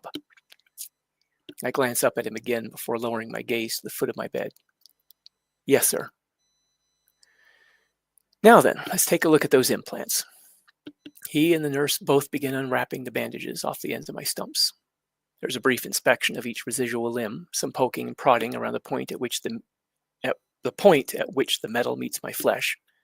They remove the bandage over my eye socket, and I hold in a surprised gasp at the disturbing feeling of the doctor prying open the eyelid over the empty socket. He inspects it and hums a couple times and pronounces everything in good order. I almost reach up to rub away the disturbing feeling that lingers in the wake of the empty socket's examination, but stop suddenly, unable to bring myself to touch anywhere near the now vacant socket. I suddenly feel naked with that bandage gone. Now then, he says as he takes a step back, shall we see about getting you walking again? Without waiting for an answer, he directs Nurse Gerhard to unhook my IV line. Apparently I no longer need it, and they begin preparing me for the next step of whatever procedure I am about to undergo. During all the activity, I lay there staring up at the ceiling. I still can't shake this feeling that none of this is real. Perhaps my mind is still having trouble processing my situation. I only pay peripheral attention to what's going on around me as I'm moved from the recovery bed into the wheelchair and rolled out into the main room. The first thing I notice is that it's quite a bit bigger than I thought. From the decor, it looks like it used to be a restaurant or hotel lobby or something like that. There's fancy lighting along the walls and decorative lights hanging from the ceiling. There's also some kind of worn-out but well-maintained furniture way off to one side, among them a couch and a couple of comfortable-looking chairs. Some of the space is divided up into smaller sections by movable dividers, like what I've seen used to make office cubicles. The newer look of the dividers indicates they may be a recent addition. In a larger space carved out by a somewhat bigger set of dividers is what I assume to be the operating theater. An uncomfortable-looking metal bed sits under a spider-like array of robotic arms hanging from a track on the ceiling, likely the operating table. On the right side of the head of the operating table is a bank of 4 display screens, each with the appearance of a middling-sized flat-screen monitor with a well-used set of keyboards below them. Standing near the foot of the operating table is that young woman from earlier. She's dressed in loose pants and a tank top that shows off her metallic and gray arms and shoulders. Her back is to us, and she appears to be placing and arranging tools onto a small wheeled table.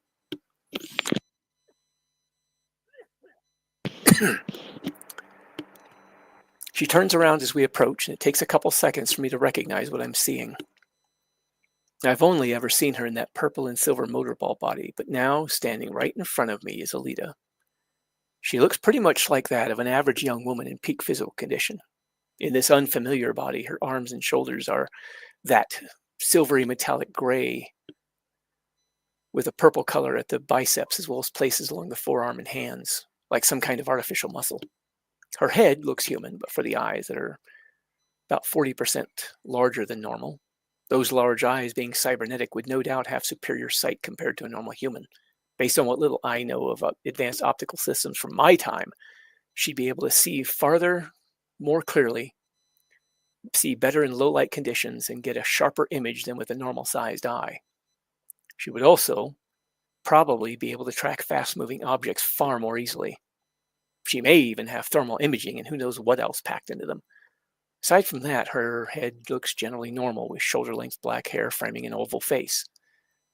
But everything I see is artificial, including the skin that looks to cover her head and spreads out from her slender neck to gently arc over the very top of her shoulders. She looks almost like a normal young woman, but I've seen her in action. She's a vicious fighter capable of inflicting incredible damage on an opponent. I would think she has little need for that curved sword she uses. The bottom falls out of my stomach. The panic question crosses my mind. What the hell is she doing here? Flashes of memory come to me, images of a hulking cyborg raising his arm to backhand me. My heart skips a beat and I immediately avert my gaze from her to the floor a couple meters in front of me. I try to swallow, but my mouth has gone dry. Everything's ready, she says to Ida with a pleasant smile.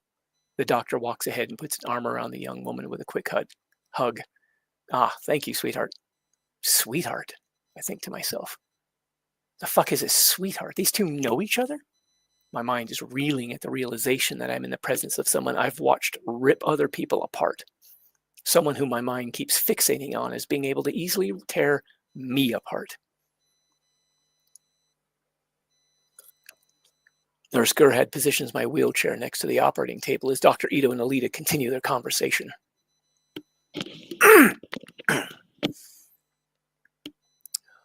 Inside my head, faint panic is growing into a sickening fear, and I become lightheaded. Sure thing, Alita responds warmly. After what you did to help out the team these last few days, I was happy to return the favor. That was my pleasure, he says with a fatherly pat on her shoulder. You certainly aren't obligated to repay me for that. He makes his way over the keyboard and monitors on the other side of the operating table. Well, I'm sure you have other things you'd like to get to, so I won't keep you.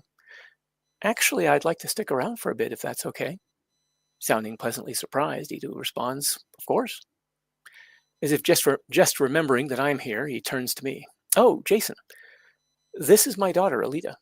His voice is filled with a father's pride. Silently, I think to myself, that killing machine is your daughter? My gaze darts between and around the two of them, never looking at her directly. Hi, I manage with what I hope is a polite nod. My body is starting to tense up as a voice begins shouting in my head, get me the fuck out of here. If I still had a left hand, it would be balled into a fist to hide the shaking from the stress. Tremors always started with my left hand. To my surprise, the killing machine smiles at me. Hello, with what seems like a guarded cheerfulness. I bet you're ready to get walking again. Before I can summon a response, Dr. Ito interrupts. Let's get Mr. Deshane onto the operating table, shall we? Oh, here, Alita says. She moves over to Nurse Gerhead and puts a hand lightly on the woman's shoulder. Let me. Thanks, hon, the nurse responds lightly. She then moves off to bring a trolley cart closer, upon which is what I now recognize cybernetic limbs. While Nurse Gerhead is doing that, Alita grabs a neatly folded sheet off a shelf under a nearby table and approaches me. As she comes closer, my mind very nearly shuts down. As if from a distance, I recognize the numb, retreating sensation that comes over me, even after all these years. It's the same feeling I'd get as a child when my father started going on another one of his drunken, belligerent rants, just before the numerous occasions when he'd become violent. It's the feeling of powerlessness in the face of something I know I can't fight back against. A sort of numb acceptance of what's about to happen next. What happens next is Alita bends down to begin wrapping the sheet around my waist and lower body. Let's get this around you first, she says. After getting it wrapped around and tucked under me, she then leans in close. With an air of professionalism, she instructs me, put your arm around my neck.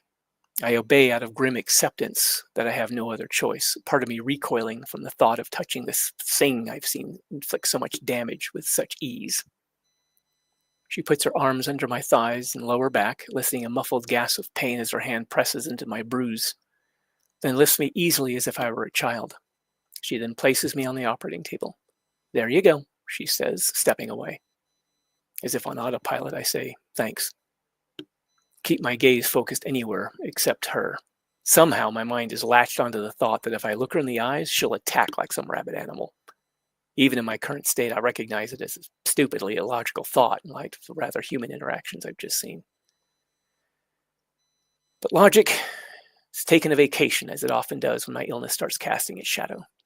After that, my mind only perceives a jumble of inputs, the controlled chaos of professionals going about their job, a bright-eyed, silvery shadow presence watching it all from a little ways off, my muscles shivering subtly as if cold despite the warmth, the cool metal of the operating table under me touching my skin through the gaps in the back of my gown.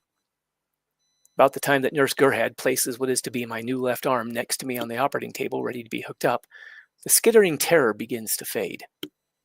I mentally breathe a sigh of relief and the world comes back into focus again. I think I narrowly avoided another panic attack. My heart is still jackhammering at my sternum. I'm only vaguely aware of Nurse Gerhard commenting on my increased heart rate, and Dr. Ito brushing it aside is not a danger. During a quiet lull, as the doctor is fiddling with the cyber arm and the mounting point at the end of my residual arm, I hear Alita ask, "How are you holding up?" I remain silent, staring up at the ceiling, figuring she must be talking to someone else. A little louder, she asks, "Mr. Deshane?" I blink as it dawns on me that I'm being talked to. Without looking at her, easy to do since I have no peripheral vision on that side, I say aloud, "Yes?" "How are you holding up?" she repeats patiently. I glance over at the nurse monitoring the screens and the doctor working away at my arm before answering. I'm fine." An outright lie, but I don't see a point in admitting how I'm really feeling. Dr. Ito focuses on me, eyebrows raised in an unconvinced expression. "You're in no danger here, all right?" His attempt to reassure me does little to banish my anxiety. "Just try to relax, and we'll be done shortly."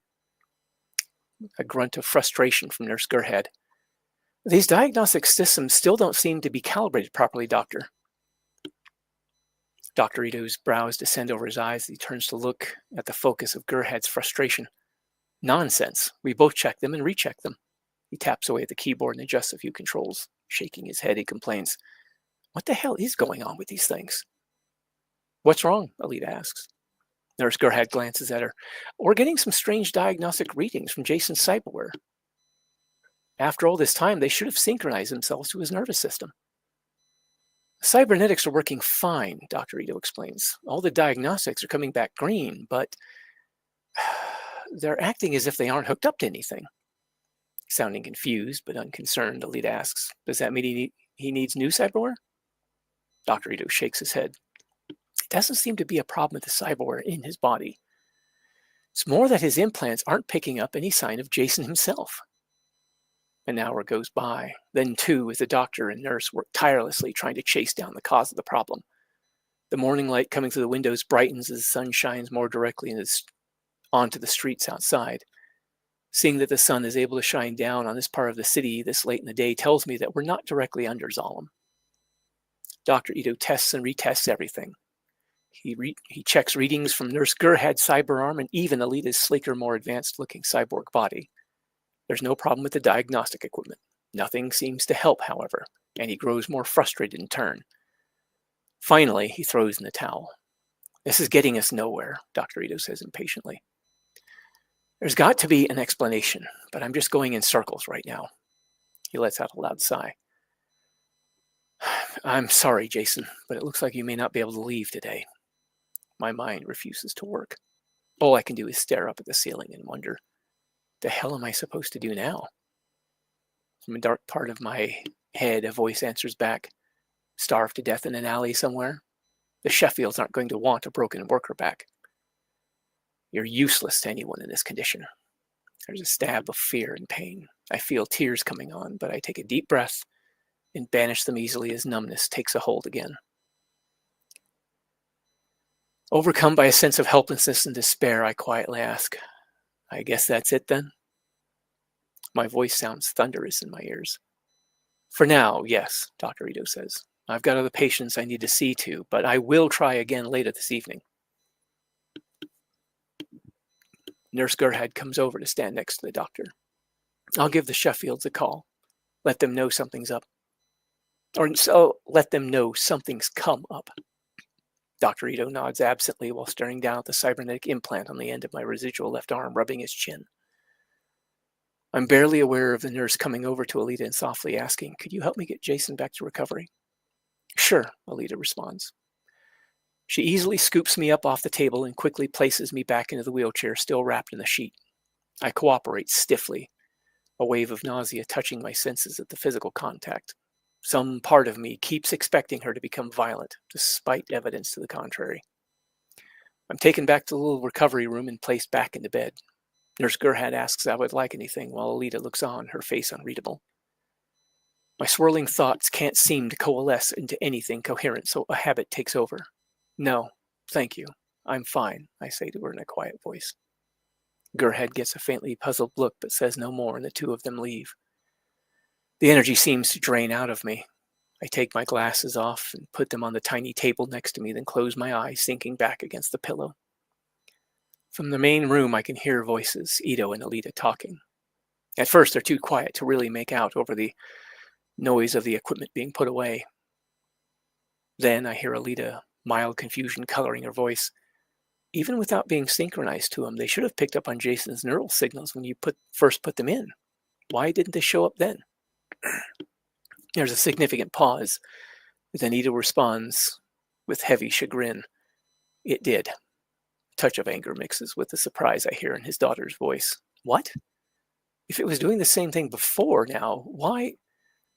When the implants did this before, I rechecked them the same way I did now, even running Gerhard's neural signals through them to see if they would pick that up. They did. Everything worked perfectly. I pushed it off as some sort of signal anomaly, figuring that synchronizing with him would correct the problem. Apologetically, he adds, I was in a hurry to help you and your team with the problems that you were having. Her voice sounds strangely pained, not something I expected to hear from her of all people. You promised me that being my tuner wouldn't interfere with your work in this clinic. The work you do here is just too important. I can get another tuner. These people, including that man lying in recovery, can't get another doctor as good as you. Her remark, referencing me specifically, partially snaps me out of my dazed state. She sounds nothing like what I'd imagined or expected, I think to myself. It distantly occurs to me that I'd written this young woman off as some kind of monster before I'd ever met her. Trying to think any further than that is nearly impossible as fatigue settles over my mind like a thick fog. And suddenly it all seems like a pointless endeavor.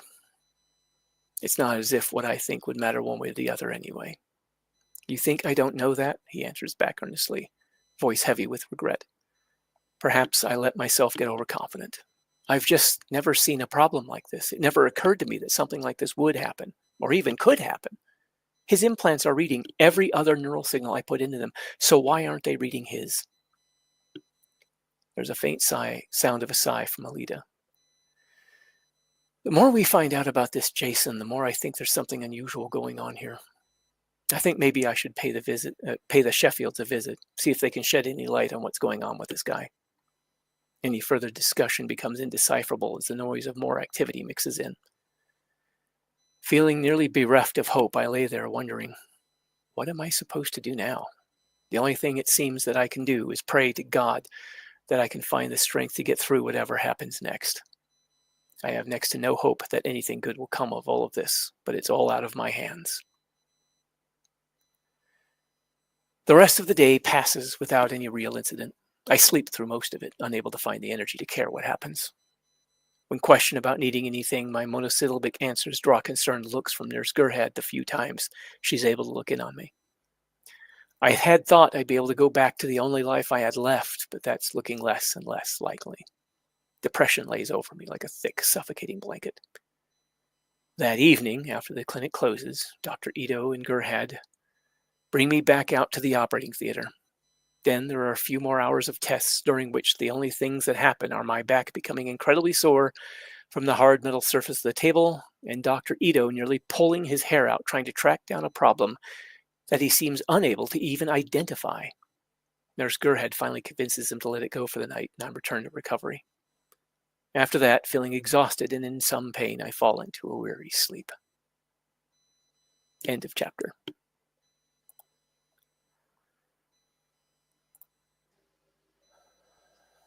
Nice. He's discovered Alita is Mhm. not just a monster. Well, he's starting to suspect that he may have been a little wrong about her. But yeah, he's still also suffering from a bit of PTSD that he doesn't quite yet realize that he has, Mhm. as well as his own mental illness and what have you. Not the smartest way to react to your local neighborhood killing machine. That's Well, right. that's the thing. Outwardly, he tried to be very calm, not look her in the eyes, didn't want her to think she was being challenged.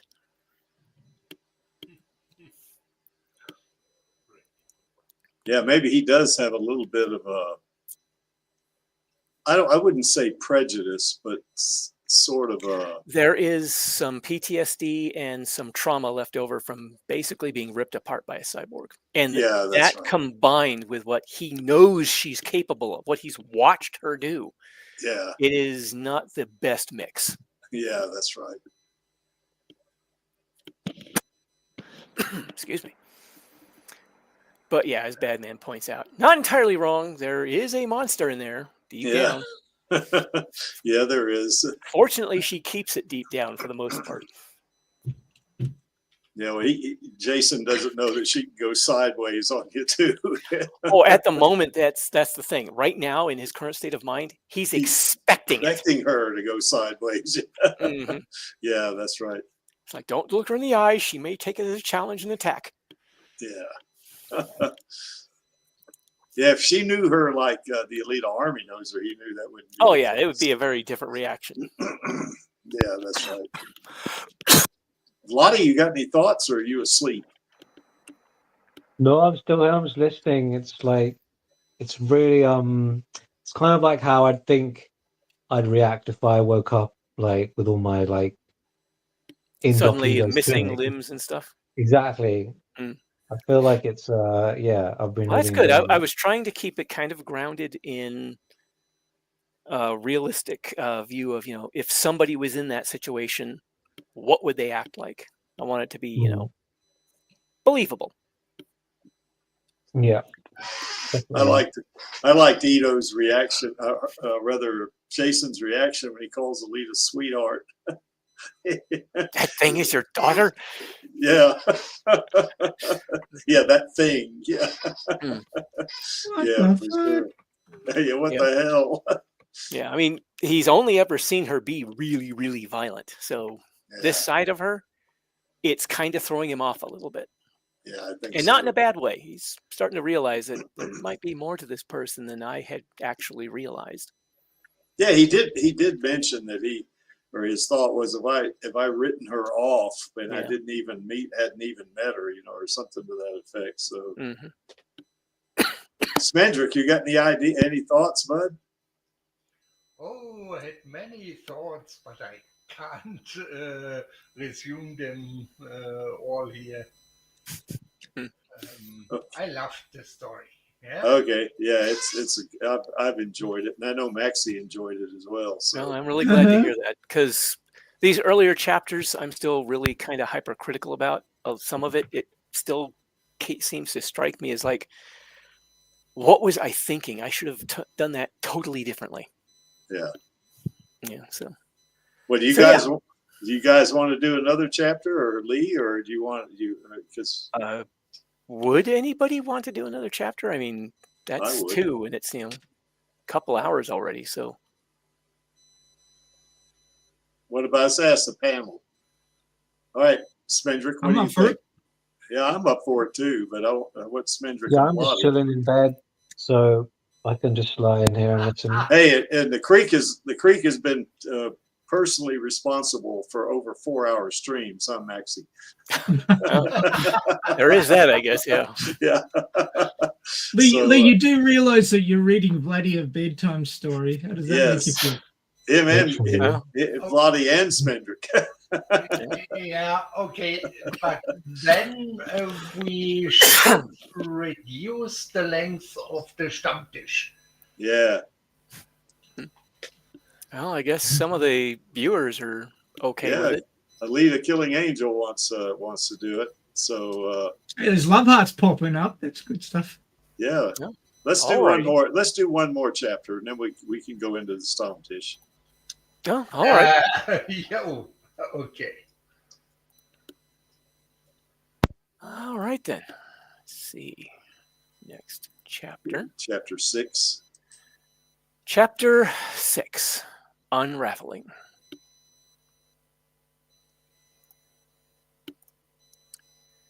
The street comes apart.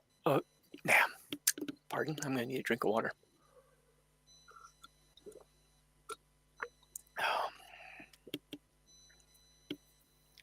Chapter 6. Unraveling. The street comes apart under me as blood-soaked tentacles composed of steel cable erupt from the ground. They trip me up and wrap around me, burrowing into my flesh. They coil themselves inside my body until it bursts, the flesh coming apart explosively. Organs and blood splatter everywhere. I wake up with a panic gasp. I look around, unseeing in the dark as the images fade. For just a second, I expect to feel Vanessa there beside me, her hand on my shoulder. The stiff, thin mattress under me and the lights from the electronics nearby bring me back to reality. I'm in a cyber physician's clinic, not our little apartment, and I am alone. Excuse me. I reach over the side of the bed and hit the switch to raise the bed up to a reclined sitting position.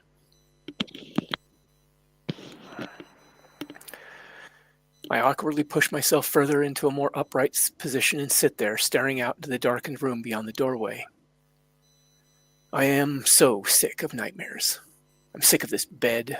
I'm most certainly sick and tired of not being able to walk. Anger flares up at the memory of Dr. Ito promising me I'd be walking out of here yesterday. Turned out, there'd be no walking anywhere. They'd had to call Henry and let him know I wasn't going to be able to leave the clinic. I'm tempted to hope that today will be different, but I recall Dr. Ito's previous comments quite clearly. The man has no clue at all as to why cybernetics refuse to link up to my nervous system. Hell, to top that off, I find out that Alita's his daughter, even if by adoption. A powerful and dangerous cyborg, one of the many people in the city I'd vowed to steer well clear of, and I end up stuck in her house of all places. I heave a tired sigh as the anger vanishes and turn my gaze heavenward.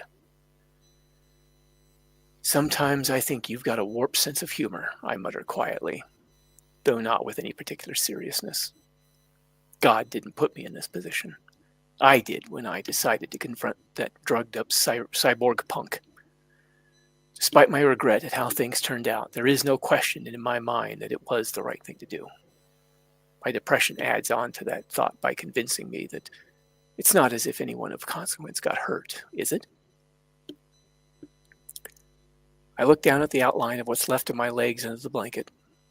All of this is so very real now.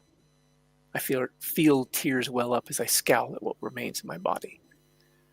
The life I had seems so very far away and so very much like a dream now. I'm starting to wonder, did I ever actually live that life? I wipe away the tears before they can break free and stare off out the doorway. This sickening fear seems to always be with me now. The feeling that everyone around me is going to explode into violence at any second.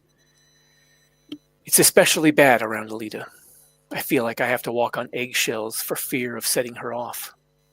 I'm not entirely sure why, since she's given me no real reason to think anything like that'll happen. Trapped, lost, abandoned, hopeless, powerless.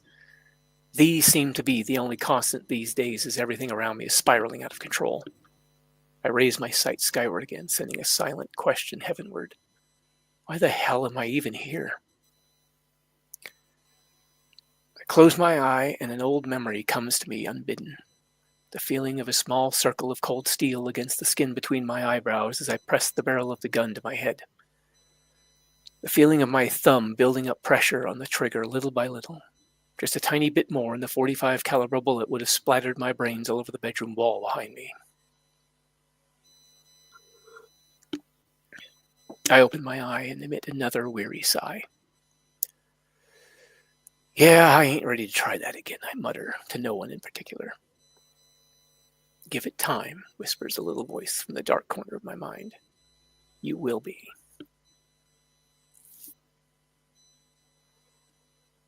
I pull in a deep breath, letting it out in another loud sigh.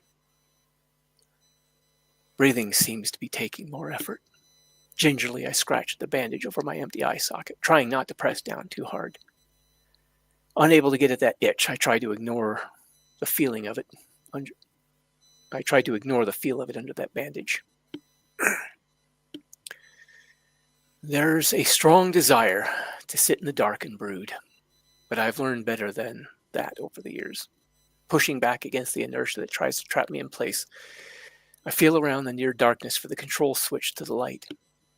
As I observe Nurse Gerhad do, I turn it on, adjusting it to low out of habit formed from having a roommate to consider.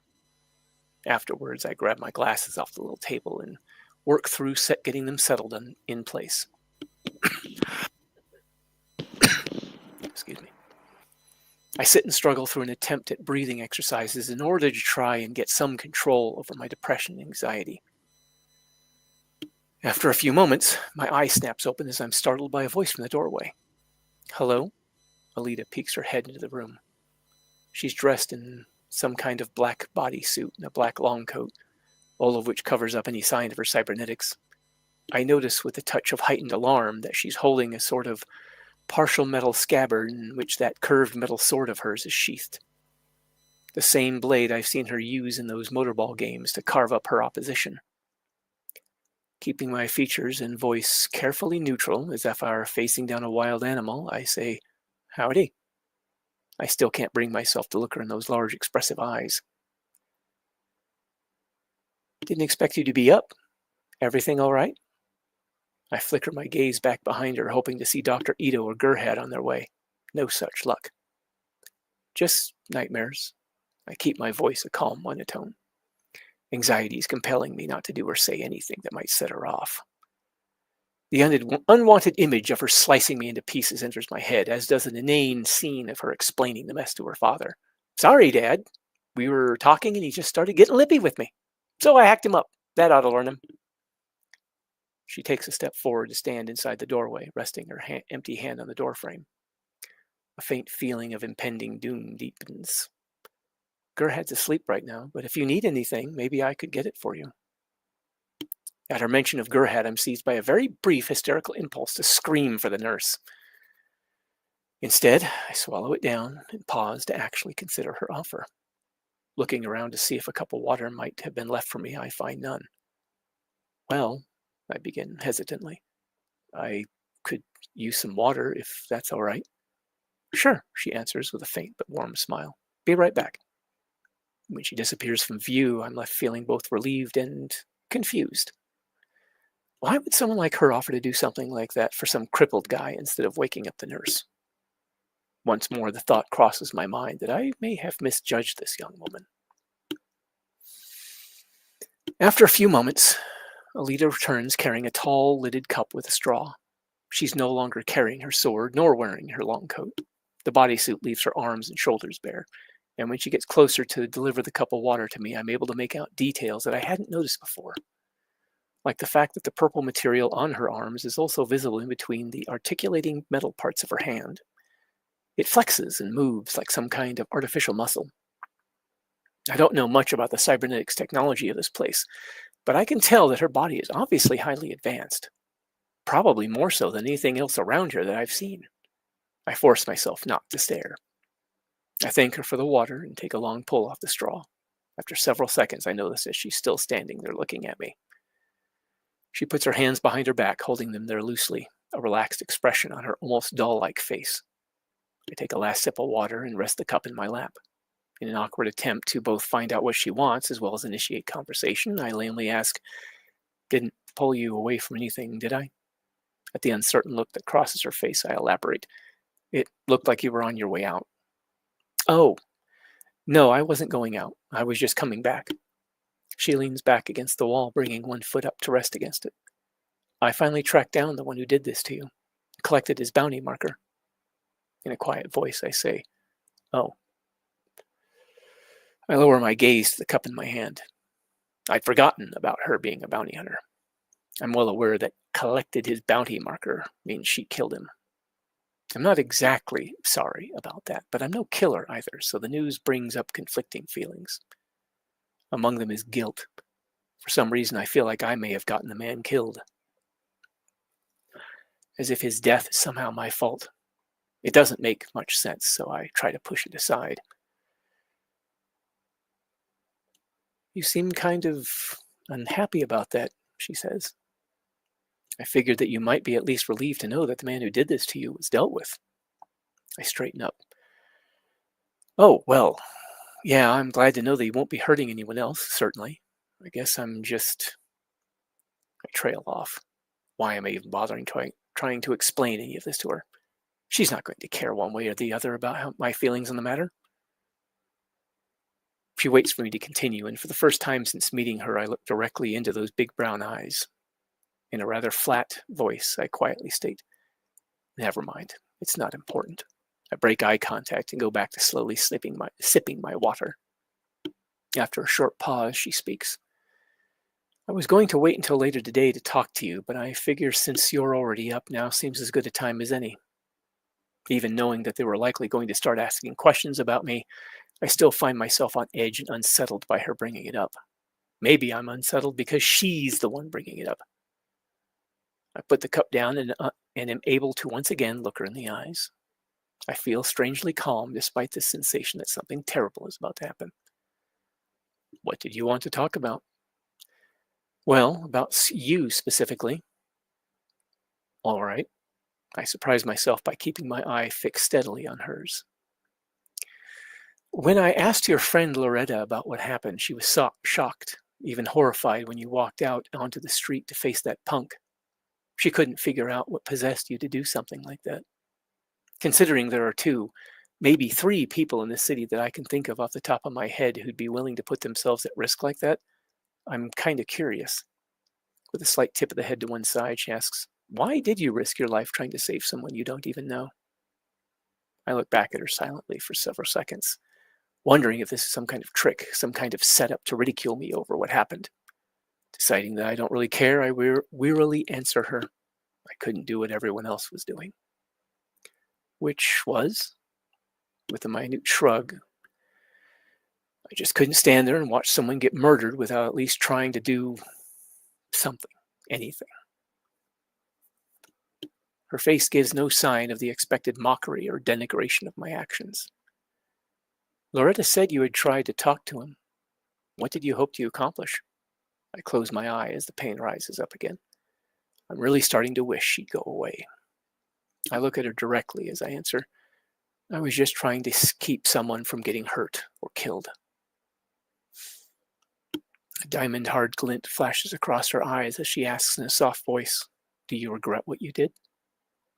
An unexpected spark of anger burns away the numbness. No.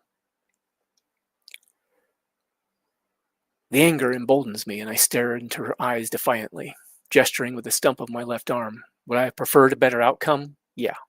But no, I don't regret it. I'm not even sure why her question makes me angry. It quickly burns itself out, and I lower my gaze back to the foot of the bed. The effort of holding back the pain and tears leaves me feeling even more wearied and worn down. For a time, it's quiet. The only sound I can hear is my now steady breathing. I can feel her staring at me, though I refuse to look at her. To myself, I say, if she's waiting for me to react, then she's in for a very long wait. I am done with this conversation. All I want to do is lie back down and curl into a ball. Unfortunately, she isn't done yet. When she finally breaks the silence, the hardness is gone from her eyes and her voice is quiet and soft. The pictures in your wallet, are those your family? My jaw clenches and I feel my face slide into a scowl as I try to hold back the onslaught of pain. I close my eye and look away from her, pulling in a deep breath through my nose to stop a sob from escaping. I take another deep breath, trying to relax enough to answer, unsure of why I should even do so. Yes, I say in a loud, hoarse whisper. That woman in the picture, is she Vanessa? I look over at her to see her holding the pictures and my wallet loosely in front of her with both hands, as if they were a hand of cards. To my relief, there's no further wave of pain. It's as if talking about them is somehow comforting. Even though I know it'll lead to more awkward questions, I can't seem to help myself. Yes, I nod toward the pictures she holds. The other 3 were her kids. To my surprise, I see a trace of a smile form as she looks at Vanessa's children. She gives me a questioning look. They weren't your children as well? The pain fades to a dull, pronounced ache. No. I helped her raise them, though. A strangely wistful look passes over her as she asks, "Did the 2 of you plan on having any other children?" I stare at the little photos in her hands. No, she decided that after raising 3 kids, that was enough. I let out a short, quiet chuckle as I add, after having helped her raise 3 kids, I decided she was right.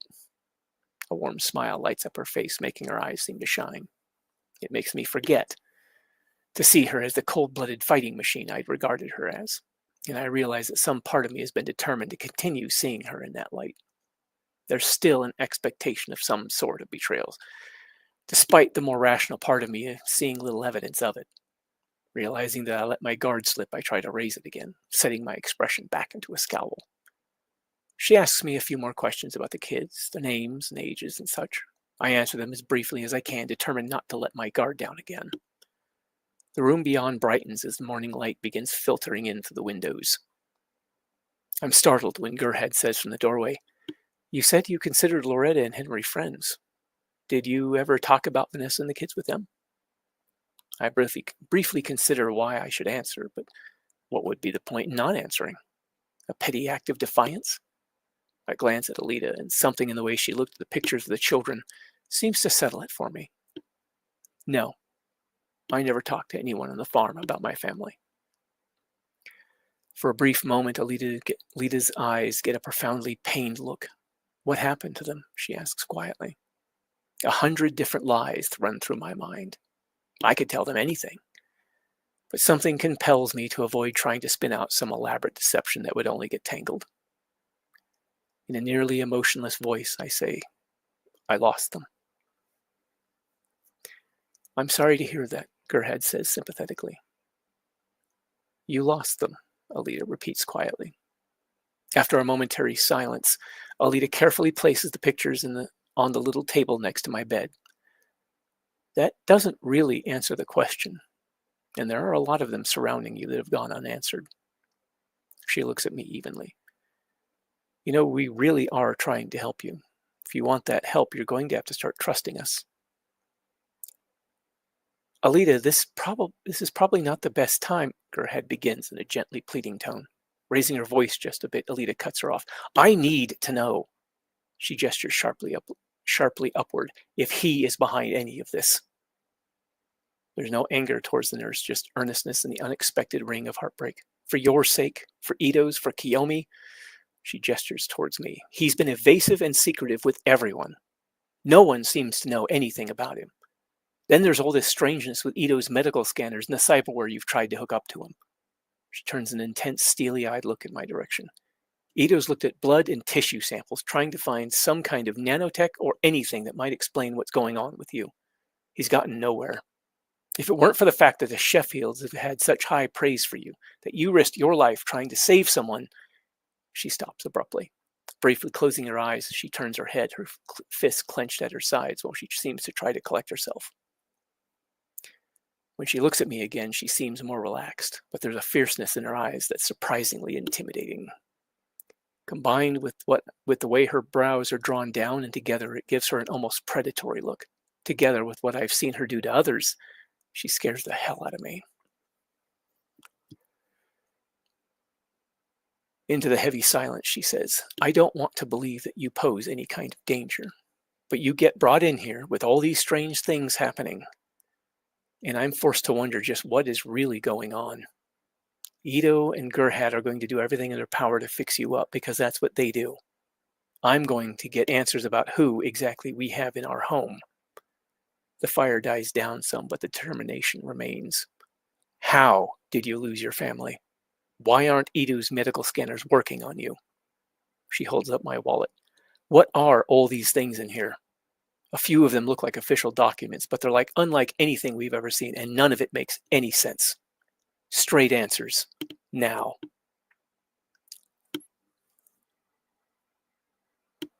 Well, my rattled mind quips. That escalated quickly. The reality begins taking on sharp edges, abrasive against raw nerves. I watch as Nurse Ito walks over to me to stand next to Alita. She looks concerned, but like Alita, also seems to be waiting for answers. I still have enough presence of mind to see that the only hostility I'm really sensing is from within my own head. I try to think of what to do, how to respond, but there's only noise. I'm certain there's nothing I can say that they're going to believe. The truth will just sound stupid or crazy. What if I really am crazy? Like a flash of lightning, the thought hits me. What if I've really lived in this city my entire life, but I had some kind of psychotic break? What if there isn't any answer because none of it really happened? My mind is sent reeling by the possibility. Light-headed disorientation washes over me as a disturbing buzzing starts in the back of my skull. Nausea rises, making it feel as if I'm about to heave my guts up, though nothing comes out. Oh, shit, I mutter breathlessly. Not again. The strength begins draining from my muscles, the water cup falling over as it's no longer held by my now nerveless fingers. It feels like my lungs are trying to pull in air that's the density of thick syrup. Despite my attempts to stay upright, I slowly fall back against the pillow and the world disappears behind a gray fog. Ice-cold sweat forms over my skin. Jason? I hear Gerhead call in alarm. She sounds far away. I try to respond, but I can't push any words out of my mouth. The only thing that comes out is a low groan. This is a far stronger panic attack than before. It seems like they're getting worse. I can barely even perceive the world outside my head, let alone interact with it. I hear her call for Dr. Ito. Then there's the sounds of activity and talking. Unable to move, barely able to see for the grayed-out vision, hearing little else but the blood pounding in my ears, suspended in a sensation of vague, distant horror, like an insect trapped in amber. Feeling like I can barely breathe, on the edge of retching my guts out but never doing so. It goes on and on and on. After a time, my vision begins clearing up, though. The nausea fades, and I start to feel normal again. As if coming up from a deep dive, I pull air into my lungs in a long gasp. In contrast to the panic attack itself, afterwards feels calm, as if all the stress in my body and mind has been purged. Temporarily, at least. And my senses finally clear up. I'm aware of Dr. Ito and Nurse Gerhead hovering over me on either side of the bed, discussing what just happened. Snapping his fingers in my face, Dr. Ito is firmly calling my name. Jason? Jason. Yeah, I reply irritably. I'm fine. I'm fine. I try to wave them away, but my only arm is being held by Dr. Ito. Was he worried I'd flail around or something? The two of them look relieved, and Ito releases my arm. Alita is standing near the doorway, her expression unreadable. Are you certain you're going to be all right now? Dr. Ito asks, letting me go, and picking up an electronic tablet from the nearby table. Yes, I answer less irritably. I just need a moment to catch my breath. I concentrate on getting my labored breathing under control. Ito nods and makes a note on the tablet. I'm sorry about this. There's a clear note of regret in his voice. I had hoped to have you back together before throwing all these questions at you. However, he glances over at Alita, there are some very real concerns that should be addressed. I get the distinct impression that he and Alita aren't necessarily in agreement over when these concerns should be addressed. With a gesture to the room beyond the doorway, he says, how about we take this into more comfortable surroundings? I answer back calmly, sure. It feels like everything is coming to a close. They'll ask questions, and I'll give them answers that they won't accept. Then what? I'm not expecting anything good, that's for damn sure. I'm loaded onto the wheelchair, and the four of us head for that little living room area. As we pass through the main room, the view through the window shows the streetlights have gone out as the morning begins to brighten further. I'm parked next to the armchair that Gerhead takes a seat in, while Ito and Alita sit across from us on the couch. As if in a daze, I sit and listlessly wait for the questions to start. I turn my head to look around a little, fighting to keep everything in focus as my mind feels like it's trying to withdraw and shut down again. I'm inclined to let it, not really caring much what happens after. All right, Ito says, leaning forward to rest his elbows on his knees, hands clasped in front of him. Why don't we start where you and Alita left off, before you collapsed? The two women rapidly fill him in on what was being discussed. While doing so, Gerhead glances toward me repeatedly, her expression conveying concern. This concern is mirrored in Dr. Ito's face when he looks in my direction. It seems clear to me that they are worried about me in some capacity, at least. That thought brings some sort of comfort, the idea that they might truly care. Alita is a bit harder to read. She seems relaxed, but ready to act at a moment's notice. In a way, she reminds me of some of the combat vets I'd run into at the Veterans Administration Clinic. She has this alert sort of readiness about her that I'd seen in some of them. Her face is otherwise expressionless, leading me to believe she hasn't quite decided what to think about me. I try not to dwell on what she might do to me if she decides I'm trying to pull something over on them. Everything seems to be separated from me behind a thick sheet of glass. I wasn't actually feeling too badly after the panic attack subsided, but now it's as if a switch was flipped, and all the importance and meaning has been removed from the situation, leaving me feeling cold and empty. Jason, Ito says after having been filled in, are you aware of whether or not you have any psychological problems? Moving only my eye, I look over at him. Yes, I answer mechanically. I distantly recognize what I'm experiencing. Depression pulling the rug out from under me again. There's no point now in hiding anything or trying to fight the inevitable. It's like I'm sinking with no hope in sight. Ito straightens up and rests his hands on his knees. Would you be willing to tell me what they are? He asks in a calm, relaxed manner. I briefly stare off into space. I try to dredge up the details. Chronic depression, dysthymia, some sort of anxiety disorder.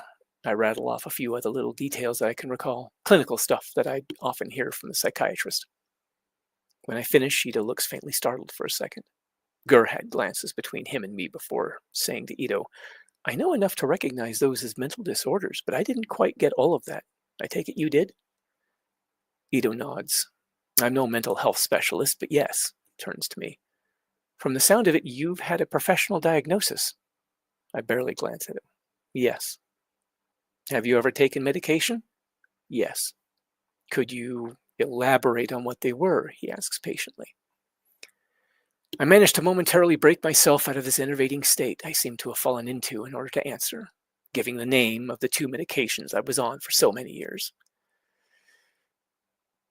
In a flat voice, I explain, first was for the depression, the other was for the anxiety problem. When was the last time you took these medications? He asks. Around 9 months ago. Alita turns to Ito. Well, if he needs these medications, is there anyone that could provide more? I'm afraid we're not likely to find any, hun, Gerhead says. The only psychiatrists you'll find in Iron City are little more than drug dealers. Most of them just pretend to help people as a way to lure in more customers. Even the ones who actually try to help usually just do more harm than good. Alita gives me a sidelong look. Is that what you were taking? Regular street drugs? I doubt he was taking anything like that, Ito says, preempting me. I found no signs of any narcotics in Jason's tissue or blood, so I'm inclined to think they were legitimate medications. Gerhead glances at me in surprise. Where could he have gotten them? You didn't find any sign that he used to have a mark of Zalem, so that couldn't be it. Ito shrugs. Even if he were in exile from Zalem, they don't provide that kind of psychological help up there. He narrows his eyes slightly. Jason, where did you get these medications? Close my eye for a moment, feeling the need to rest it. The Veterans Administration would mail them to me as needed. I open it again, but still feel so damned exhausted. Everyone's quiet for a moment, looking at each other to see if someone has any idea what I'm talking about. I see Dr. Ito's eyebrows come down as he focuses more intently on me. It's almost as something may have occurred to him. To Alita and Gerhead, he asks, could I speak with the two of you privately for a moment? With some small amount of confusion, they agree, and he tells me, we'll be right back. I nod. They get up and head off a ways to huddle and talk quietly. I try to shake off this feeling. Even after all these years living with this, however, I never figured out how to effectively fight against something when it's my own brain that is the very source of the problem. A numbing fear begins to further sap my energy. After a few moments, they return to their seats. Resting his elbows on his knees, Ito asks, Jason, did your family have a Christmas tree when you were growing up? I only briefly consider this strange question before answering, yes. Could you describe how one of those trees looked? This is enough to start jolting me out of this mental quagmire.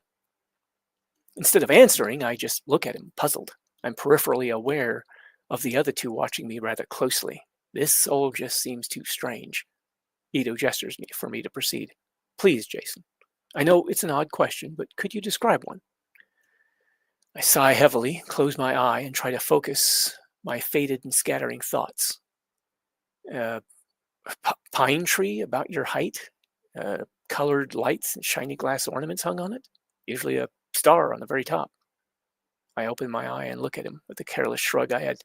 My parents like to do the traditional thing and stack our presents under it. He puts his hand over his mouth in a thoughtful manner as he looks at me intently. Your family did this every year? I get the feeling he's up to something.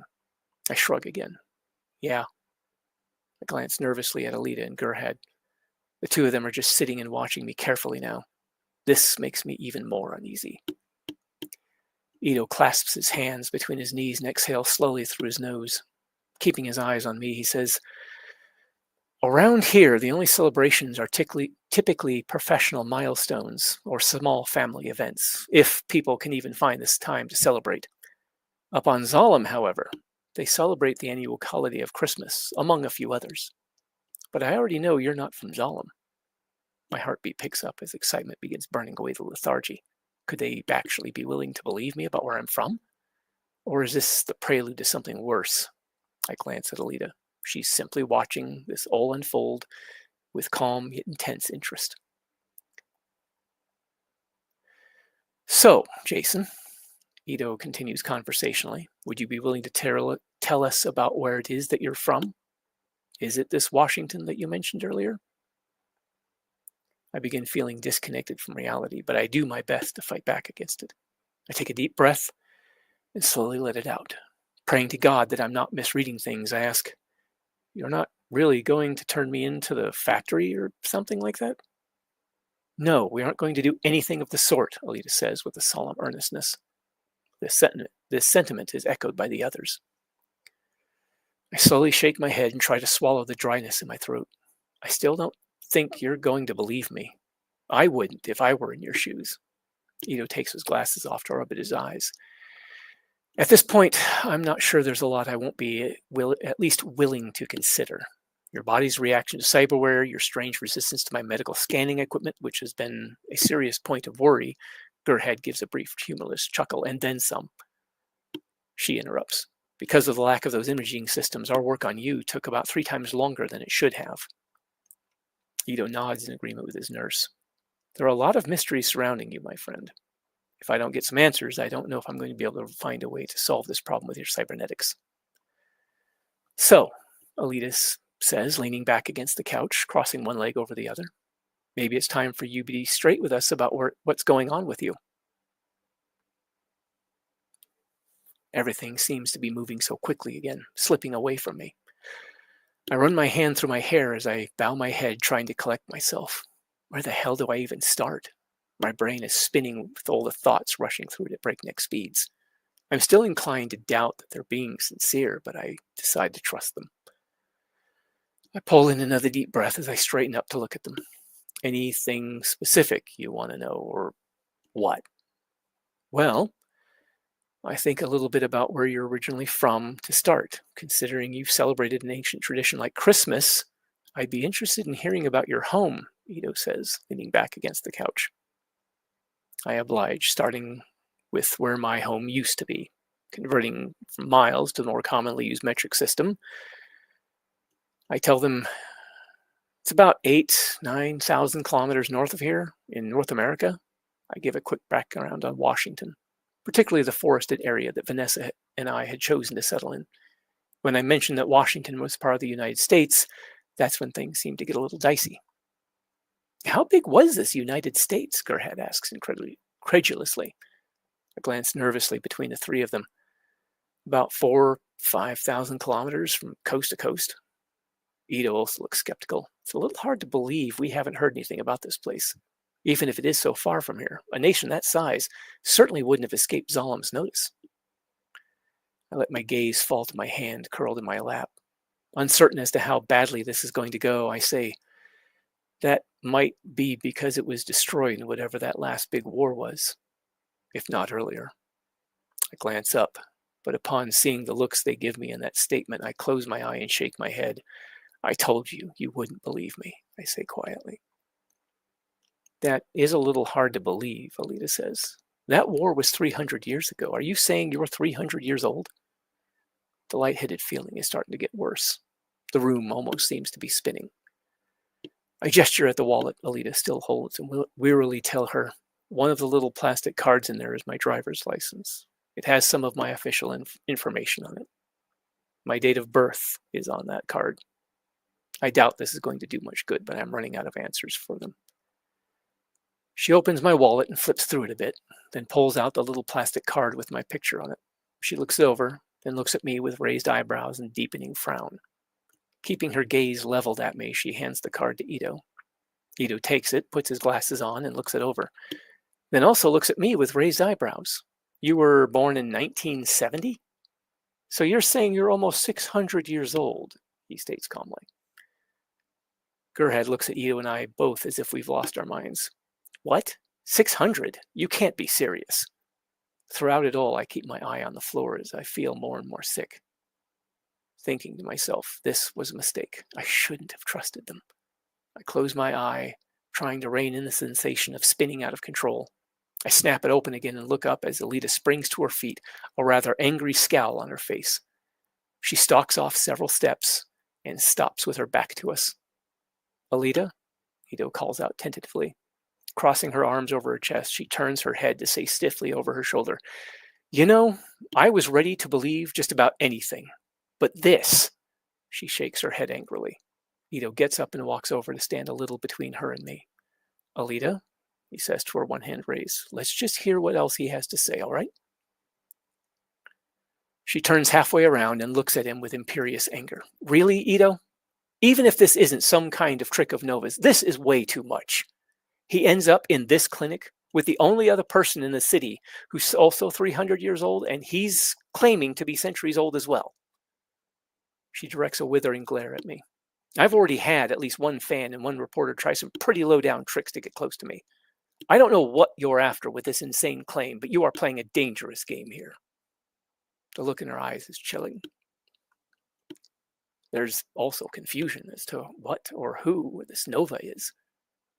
When I hear her say that she's 300, my confusion only deepens. This discussion quickly devolves into an argument, which then becomes more heated. She seems to get angrier, while Ito pleads with her to take a calmer approach. I get the impression that he's had to deal with violent outbursts before. Even Gerhead stands up and takes a couple steps forward towards her before stopping, possibly to let Ito handle things. Or maybe she's afraid to get any closer. In my current state, I'm inclined to go with her being afraid to approach an angry Alita. My thoughts become white noise as the only sound I can hear is the blood rushing in my ears. At first, it's the fear thickening in my head and the anxiety twisting the world into a kaleidoscope of dizzying confusion. Then the anger hits. That little voice in the dark part of my mind whispers at me, you're no longer welcome here. Just as well, since you don't even belong in this world. The good doctor has wasted enough time and resources on a lost cause like you, don't you think? The anger intensifies as my mind twists and turns its way through my current circumstances. I can't walk. I lost my arm and eye. I might be about to die at the hands of a suspicious cyborg. If that did happen, would it really be so bad? I would finally be reunited with Vanessa and my family. There's nothing here for me anyway. No reason to stay, and I'm of no use to anyone in my current condition, which apparently can't be fixed. As if in some kind of fever, I think to myself, I sacrificed part of my body saving a man's life, nearly dying in the process. While I was able, I've done what I could to help the Sheffields work to keep their home and livelihood. It doesn't matter what happens to me now. It doesn't matter what the people here think. I look over the doorway to the little recovery room I've been staying in, and I reach what is, to me, the only logical conclusion. I glance over at the others to see that they're now caught up in their argument. Alita convinced that this is all some scheme that I cooked up. Ito trying to convince her to give me a chance to explain. I quietly slip off the wheelchair and onto the cold, hard floor, then tip over onto my right side and begin pulling myself along towards my room. Using the stump of my left arm, I try to keep the back of my gown mostly closed as I slide along. As I go, I focus on the anger, letting it drive me, even if it's driving me to do something stupid. I am past caring now. I am tired of not having legs. I am tired of this clinic, and I am tired of this city. I am done. I am done with space elevators, with floating cities, and most certainly with cyborgs.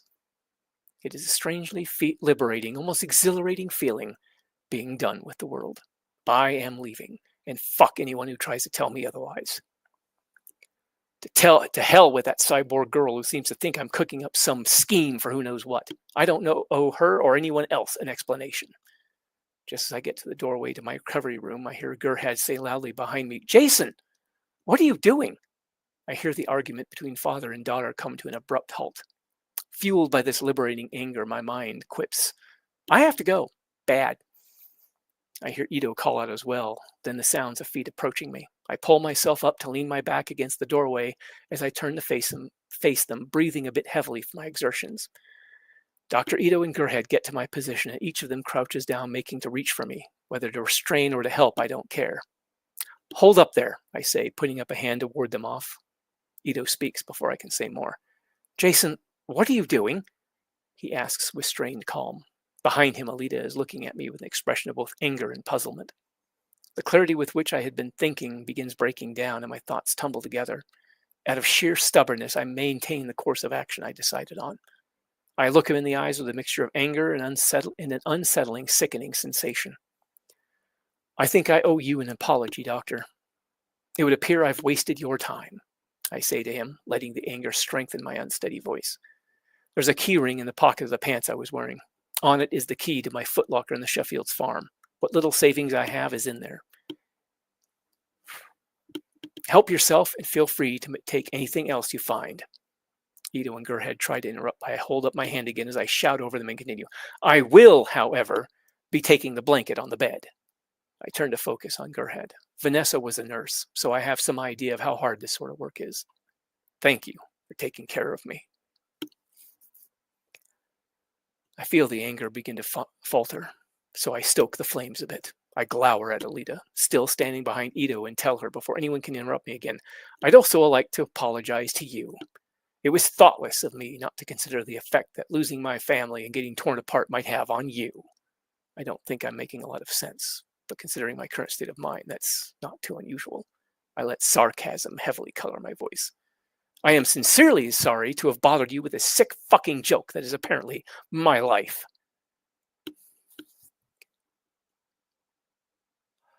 I was going to say more, go on some enraged rant, but my throat tightens up as I nearly lose control and break down.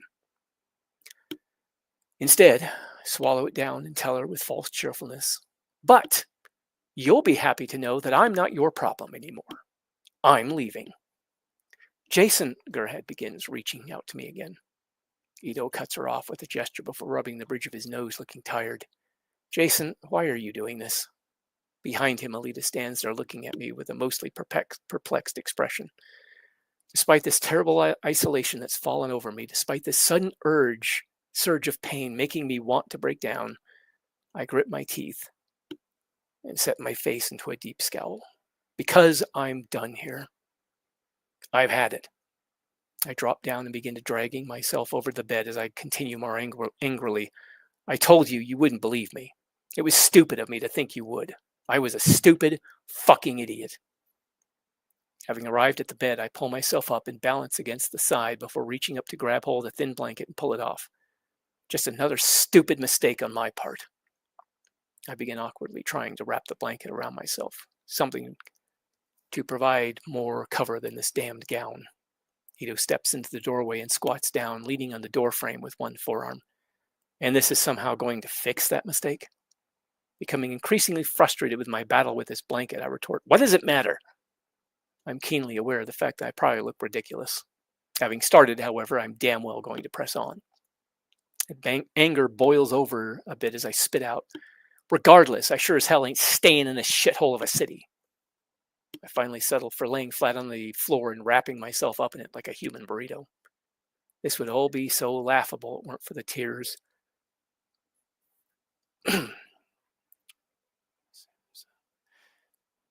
If it weren't for the tears blurring my vision, as well as the helpless anger and searing heartache. Some part of me is absolutely convinced this is the only way this could have realistically ended. Gerhead carefully edges past Ito to stand near the foot of the bed on the other side from me. Ito sighs heavily. You can't go anywhere like this. You aren't doing this because of that argument, are you? Getting my arm free, I managed to sit up, forcing my anger down for the moment. I answer back, that argument, specifically the reason for it, was just one more in a long line of indicators, I glance angrily at Alita, that I don't belong here. I crawl my way over the doorway and stop in front of Ito. Move, I order him. He looks at me calmly. That's not going to happen. I'm not going to just let you leave in this condition when there's a very real chance you could get seriously hurt or worse. I sit myself up, frustration building, and I bite out, get out of my way. With infuriating calm, he responds, no. I'm beginning to feel trapped. Through clenched teeth, I tell him in a near growl, so help me, doctor, get the hell out of my way. The urge begins percolating up from somewhere within to verbally attack them, to hurt them, to make them turn their backs on me, make them do something that the self-destructive part of me believes that I somehow deserve. Ito glances up and behind me, probably at Gerhead, then tells me, all right, but do you even have any place to go? Sorry, the doorbell just rang. One moment.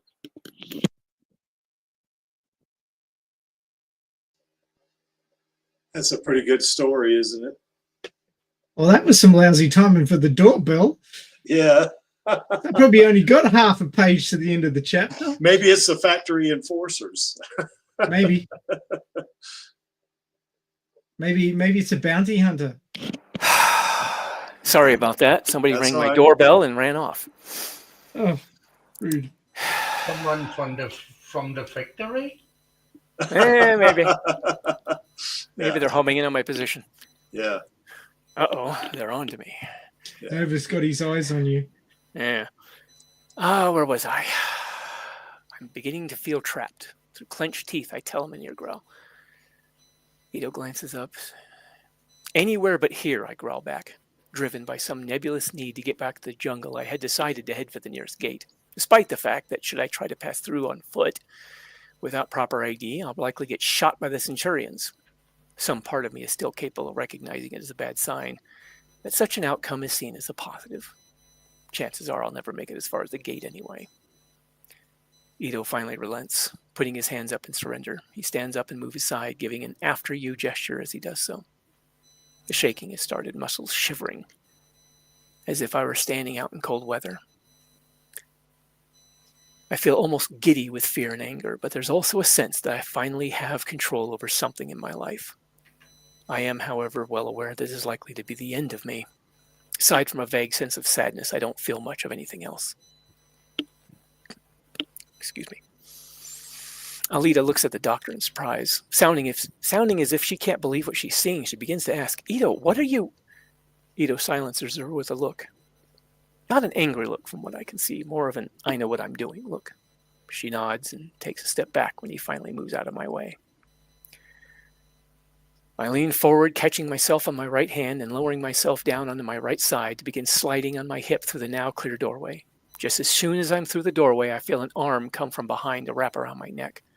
Gerhead holds my head firmly to one side as she deftly applies a small square of plastic over my carotid artery with her cybernetic hand with lightning quick speed. I almost immediately feel something cold enter my bloodstream. Out of reflex, I bring my hand up to try and grab her flesh arm from around my neck as she holds me firmly enough to keep my head off the floor. Before I can even cry out, Ito tells Alita, grab his arm. She does so without hesitation, wrapping one hand around my forearm and easily pulling it away so I can't try to pry Gerhead's arm from around my neck. Surprised that they're tricking me, quickly turns to outrage and I shout, let go! I catch sight of Alita's metallic hand holding my arm in a seemingly unbreakable grip. and I'm struck with a vision of that hand clenching tightly. I gasp loudly as I can almost feel bones snap and crunch, seeing the flesh squeeze between her fingers like blood-soaked clay. It's as if my mind unravels. I scream, "Stop! Let go of me!" I struggle with as much strength as I can muster in a sudden panicked frenzy as I try to free myself.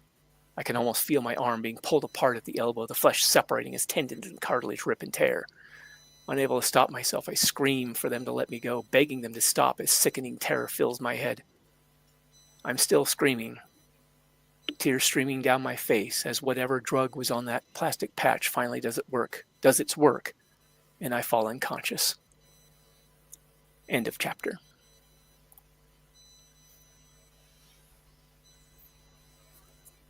That's great. See, I told you it's only half a page. You got interrupted right at the close. Yes. Yeah. Son of a bitch.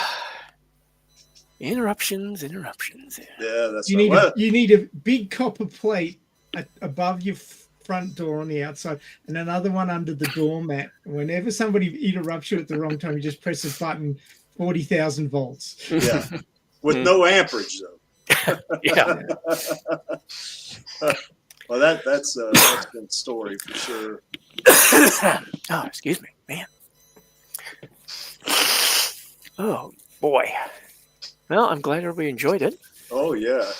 Yeah, really. It seems likely you subconsciously wrote this in 3 chapter blocks.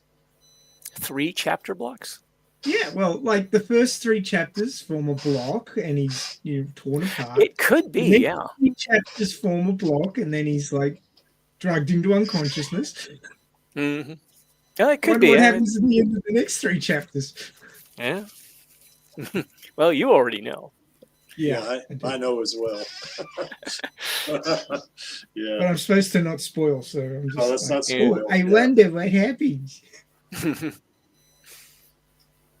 Well, we will pick this up in the future at some point, but probably next week we'll do something a little different. But Lee, would in the future, in the not too distant future, would you be willing to come back and read, say, 3 more chapters? If everybody's fine with it, sure. I wouldn't mind that. Yeah. Perhaps we should wait until he finishes tinkering with the early part of the story. Yeah, I'll probably go ahead and do that a little bit, let you know that, okay, I've got everything laid out. It's all finally finished, bolted down. Ducks in a row, good to go. Yeah. Yeah, right now the one I'm mainly tinkering with is chapter 25, and then after I'm done with that, I'm probably going to go back and finish up with earlier chapters. It would look like it was some minor stuff that I'd been having some trouble with there, so I'm going to go back and make sure I might have to reread. Of. Let's see. I read 24, didn't I, or was it 25? I can't remember. These numbering systems. Was the last chapter you read, was it the one where Jason went to his first motorball game with all of his limbs intact? Yes. Okay, that was 25. So yeah, the Okay. next one is the one that's the second appearance of Nova within the story. Yeah. And you'll Now, get to, if you're tinkering with 25, though, I might want to reread it. if you want. Like I said, what I'm tinkering with is just something to sort of fill in Jason's development a little bit. It's not something that's actually is a must read. It's just something that I felt kind of needed to be done. I had chickened out on it the first time because I wasn't sure. I kind of lost confidence in the story about that part, but Maxie was telling me that, well, actually with the reactions I've been getting to the story, I kind of got my confidence kind of renewed in it. So I decided to go back and just do the chapter ending as I had originally envisioned it. So, Yeah. One of the things I liked about the chapter you just read was you conveyed very, very well how intimidating Alita can be. yeah. I mean, you got a real sense from how you describe Jason's, how he is. Well, I also wanted to kind of mix in there a little bit that he is in a state of mind where she would be very intimidating. I mean, any second she's going to fly off the handle and become violent. Yeah. But I was looking at that image on the left as you were describing that. Oh yeah, that's a good I'm image. saying, I was going, I would be scared as shit of that. I'm not suffering from anything like that. Yeah, she would probably be giving Jason a look similar to that. thinking Yeah. that he's trying to pull some kind of con. Everybody here is a fan of Alita, so we've seen her at her best and her worst and everything, and we Yeah. really appreciate the character. But if you only saw the violent part, you can imagine her as being like if you'd gone to sort of underground cage fighting and seen somebody tear the shit out of somebody else, and you go like, you'd viscerally be afraid of that person. That's a good person to stay away from. It'd be like an instinct. I'm instinctually afraid of that person. My logic cannot override it. And that's how he's feeling about Alita, because he's only ever seen her tear people to pieces. Yeah. And you got to remember that this guy's a pacifist, so he doesn't like fighting, despite having been in the military. Yeah. Well, here's another thing that Alita the Killing Angel. Yeah, she has had some people, because of her up-and-coming celebrity and becoming this big, huge, rising star. There's like what's like with the reporter. If you know what what the hell are those photographers called? Paparazzi. The paparazzi, yeah, they get paid money for, if they can catch interesting pictures of celebrities. So you have, that reporter who tried to get close to her with some underhanded thing that she didn't really specify, and then a fan who may have gotten a little stalkery, who tried something similar apparently. So yeah, that's made her a little bit suspicious, I guess. Yeah. Maybe a little. You don't stalk a hunter warrior; they stalk you. Yes. Well, now she's also a big motorball star, so apparently some people focused a little too much on that aspect of her and forgot about the other aspect of her. To their detriment, I suspect. Possibly. She never actually goes into detail about it. Yeah, but you can understand why Alita would be, I mean, even as powerful and, strong and, what she is, being concerned about a stalker, because, I mean, that's, that is really, makes because it's not just her that she would have to worry about. She's got family that might be of some concern as well. Yeah. So people trying these low down, underhanded things to get close to her for whatever reason, possibly twisted reason. Yeah. You have to consider not only her own safety, but also their safety, like Ito's or Gerhard's or Kiyomi, for that matter. And she would probably, Alita would think it would be extremely creepy if somebody did something like that, and then of course that being coupled with the fact that she would be concerned that maybe, not that Jason's in any physical shape to do it, but, her being suspicious of Nova, it's going to erode trust a bit. Yeah, that's right. People start thinking that if somebody's claiming to be from hundreds of years in the past and has all this weird stuff happening, what the fuck is up with this guy? Yeah, well, here's and see, now I'm thinking about this with a clear head, but sort of. But the fact that he showed her with them, the ID he had, the driver's license, and all that. To me, now this is me thinking this. It's not Jason. I would not fly off the handle like that and just kind of withdraw or something. I would go the second mile to convince them, which I'm going to have to do in the year 2563, that I am as old as I am, And I think, but now he's not going through what he's gone through. Plus the fact that he's going through depression and stuff like that. In a way, he has already given up as having lost the fight. Yeah. They're not going to believe me. It was stupid of me to think that they would. Their reaction is absolutely logical, because it would be crazy of them to have any other reaction to it. I mean, that kind of thing. Yeah. Because I remember, and I even put that in the chat, when I was reading this part of it, my thought was, just tell them the truth. Just tell them, But, yeah, he's struggling with that, you know, and that's because of his the issues he has. Well, there is another fear to consider, one that I discussed with Maxie briefly over Discord. If they believe he's crazy and he gets committed, what kind of mental health care, if they have any, might they have? Might it be something more similar to the old asylum-like dungeons that they used to throw people in the 19th century? Yes, I Yeah. think their mental health care is probably at the end of a barrel. Yeah. Or it might just be you get tossed out into the street and left to fend for yourself. And if you cause too much trouble, then you get a beat down or a bullet. Pretty much. Yeah. But see, they've already indicated to him. Now, this is me once again thinking logically, but yes, they have already kind of given him ample reason to believe that they mean him no harm. They only want him to get better. You know, don't worry about paying us.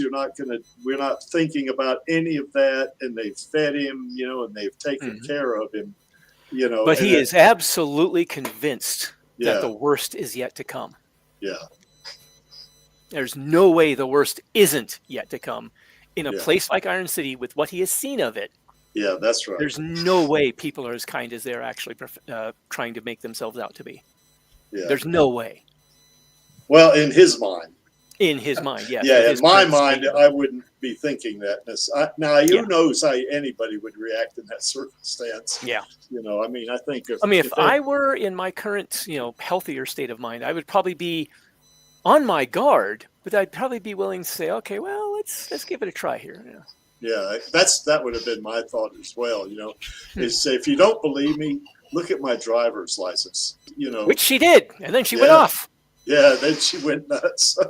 Well, she'd go nuts. Because I think she was mad, but she wasn't out of control. You know, I mean, she's just suspicious. You know, is what it is. You know. Yeah, she's like, I'm 300 years old. This guy claiming to be centuries old ends up in my house, and I've got somebody like Nova bearing down on me.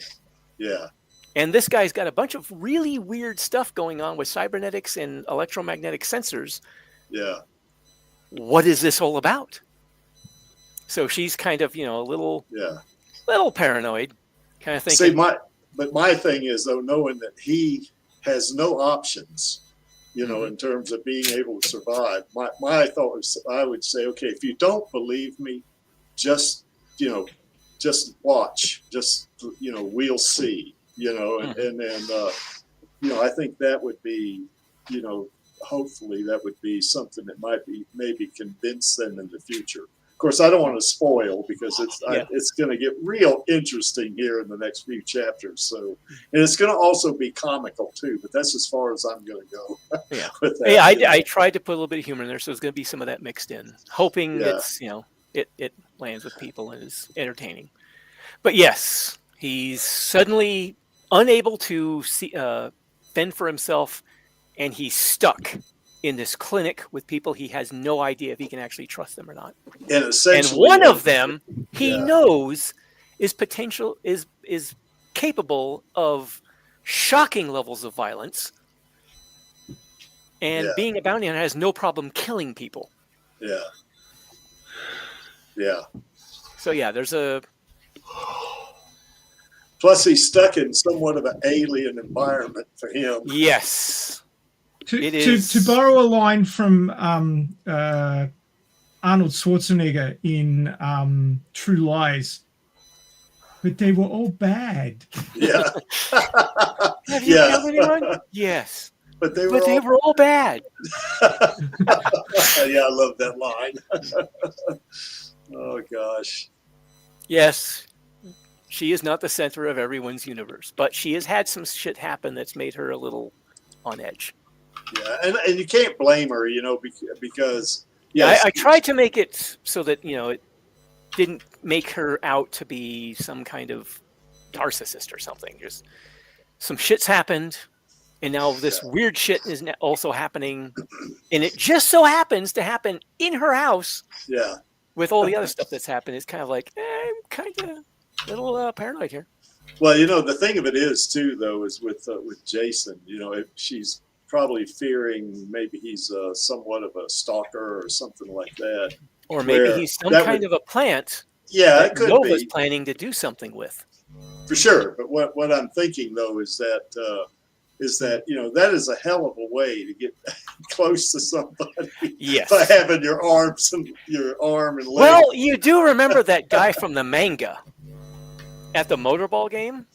Which one? Take which my guy? arms. Take my Yeah. arms. Well, yeah, but he wasn't a meat boy, was he? He was. Yeah, he was a meat boy. He was a meat boy. Yeah, Oh. he was a rabid fan of Arm Blessed. Yes. Oh, okay, yeah, okay. I Who was took thinking- his arms and put them on his horns and raced around the track with this guy's hands on his horns.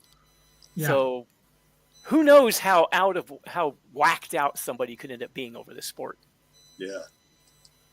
Well, to Killing Angel's point, yeah, who's going to believe he's a time traveler? Yeah. But the thing of it is, though, he does have some evidence. That he has is some indeed- evidence that could have been manufactured. Could have been manufactured. That's right. Mhm. So Yeah. but I think you did a really good job on making Alita. She's mad. She's suspicious. Yeah, that's the thing. Her being but angry she's not didn't out of mean- control. And then No, of course- not control. yeah. It wasn't necessarily that she was going to have direct any violence at Jason.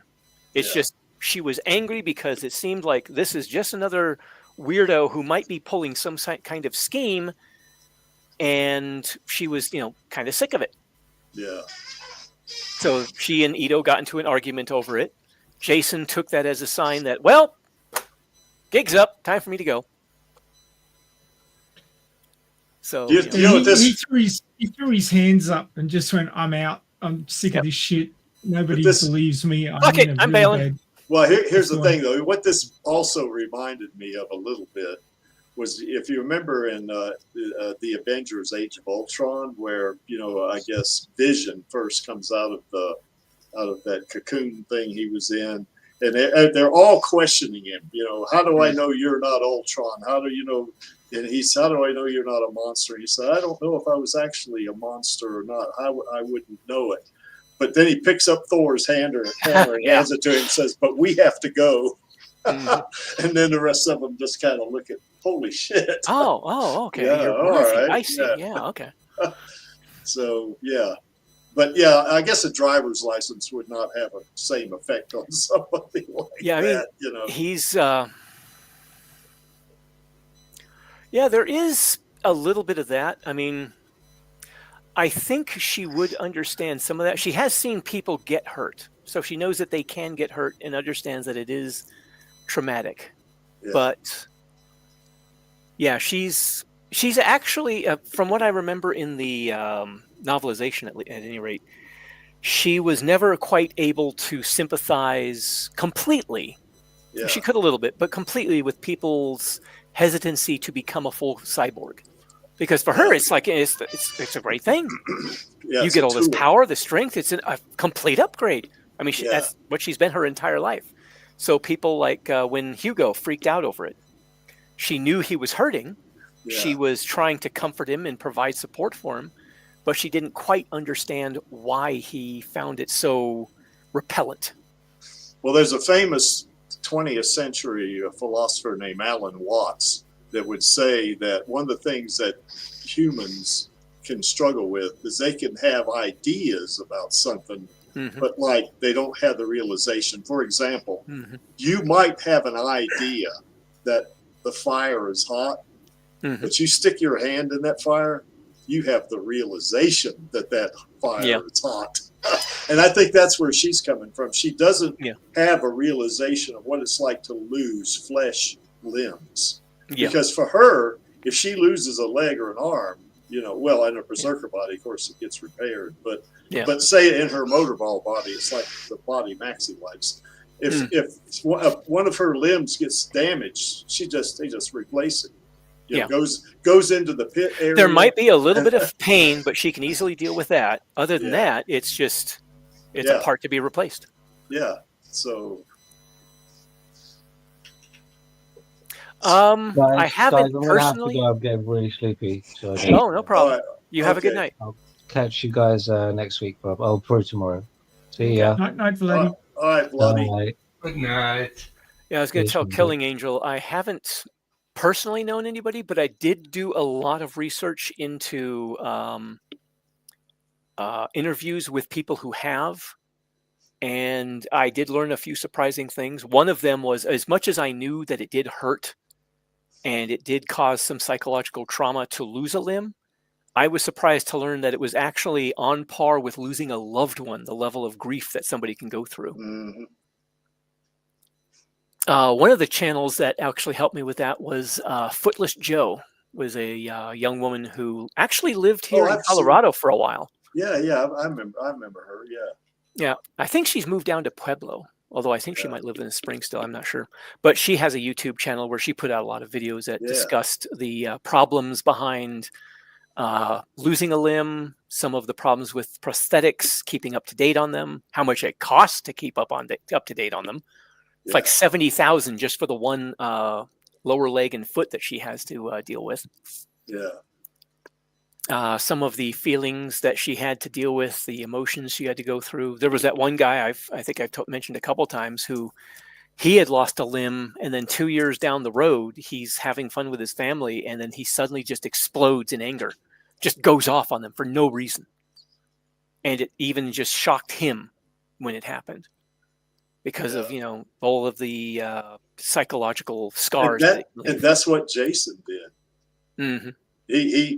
He went off the rails, not because he's anything that is evil about him, but he's hurt. He's hurt. He's wounded. He's lost 3 limbs and an eye. And he had the expectation or the hope. He didn't have the expectation. He had the hope that they might believe him and maybe it'd be good to tell him the truth. Yeah. And then all of a sudden, boom. Alita's suspicions get tripped off, and then he's suddenly thinking, well, I'm out. Yeah. See, So, that just shows a lack of patience. Yes. It'll get sorted. Don't you worry. Oh, it does. Yeah, it gets eventually. Sorted. And it gets comical. But that's all I'm going to say. I'd like to make a final comment on the story as a whole, and that is that do you realize this is an isekai? I had actually thought about it a few times. I was just kind of thinking, I wasn't actually thinking about, but it was like after I went through, I think, chapter 16 or something like that, roundabouts. And this was, I think, a few years ago, actually. And I started to realize, wait, Jason's from, Yeah. I wrote an isekai. You wrote an isekai. Yeah. Okay.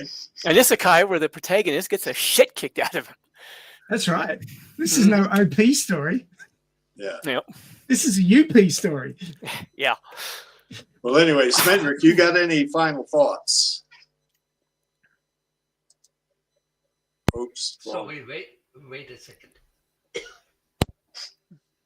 Oh, I was going to mention Alita Killing Angel. He loses. I was actually looking at that and then noticing that I hadn't intended it to be this way, but it was kind of a mirror of the damage Jason suffers in the street encounter with the damage that Alita suffers against Gruishka. I noticed that there was an odd bit of sort of symmetry there, yeah. Which I thought was kind of neat because I hadn't actually intended it, but yeah. Smendrick, you got any ideas, or because it's getting late for Smendrick, we probably should wrap things up pretty quick. Yeah. Any final thoughts, Smendrick? We need a sequel of this dreams. How come I knew you were going to say that? We need about 3 trilogies, 1 through 3, Yeah. 4 through 6, and a 7 through 9. Yeah. I would be all right with that. The Creek was saying 6, but I could certainly. I'm going with 9. 9. I'm sticking with 9. I could live with 9. That gets you into about the 4th or 5th volume of Last Order. Yeah, that's right. That's right. That's as far as it get.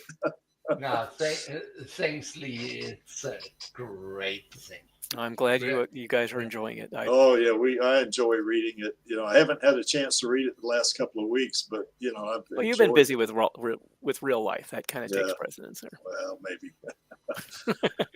All right, guys. So anyway, next week coming up on the channel, I've got a video coming up of some. I've always been doing videos of Alita fighting or dominating her enemies, or shooting guns and stuff like that, swinging her Damascus blade and kicking Thanos's butt and stuff like that. So I figured, okay, let's do a video of some images of her having fun. So I put that. That's gonna premiere out in the wilderness, sort of enjoying herself, just doing stuff in the world. That's just a couple of things, But there's some other things in there as well, And of course, Maxie. That's why I added the out in the world, just sort of enjoying yourself, kind of. Yeah, that's right. Yeah. But of course, Maxie, I said it to premiere at the same time Radio Chaos opens up. So, I'm a whore. Yeah. So, and after that, like I mentioned, I've been really busy here the last couple of weeks. But I usually like to try to get ahead on at least planning videos, but I haven't had a chance to do that. And then, of course, next Friday we're going to have another Alita live stream, and we won't force Lee to come back and read anymore. But I would love to have Lee to come back in the not too distant Alita. I would love to have Lee.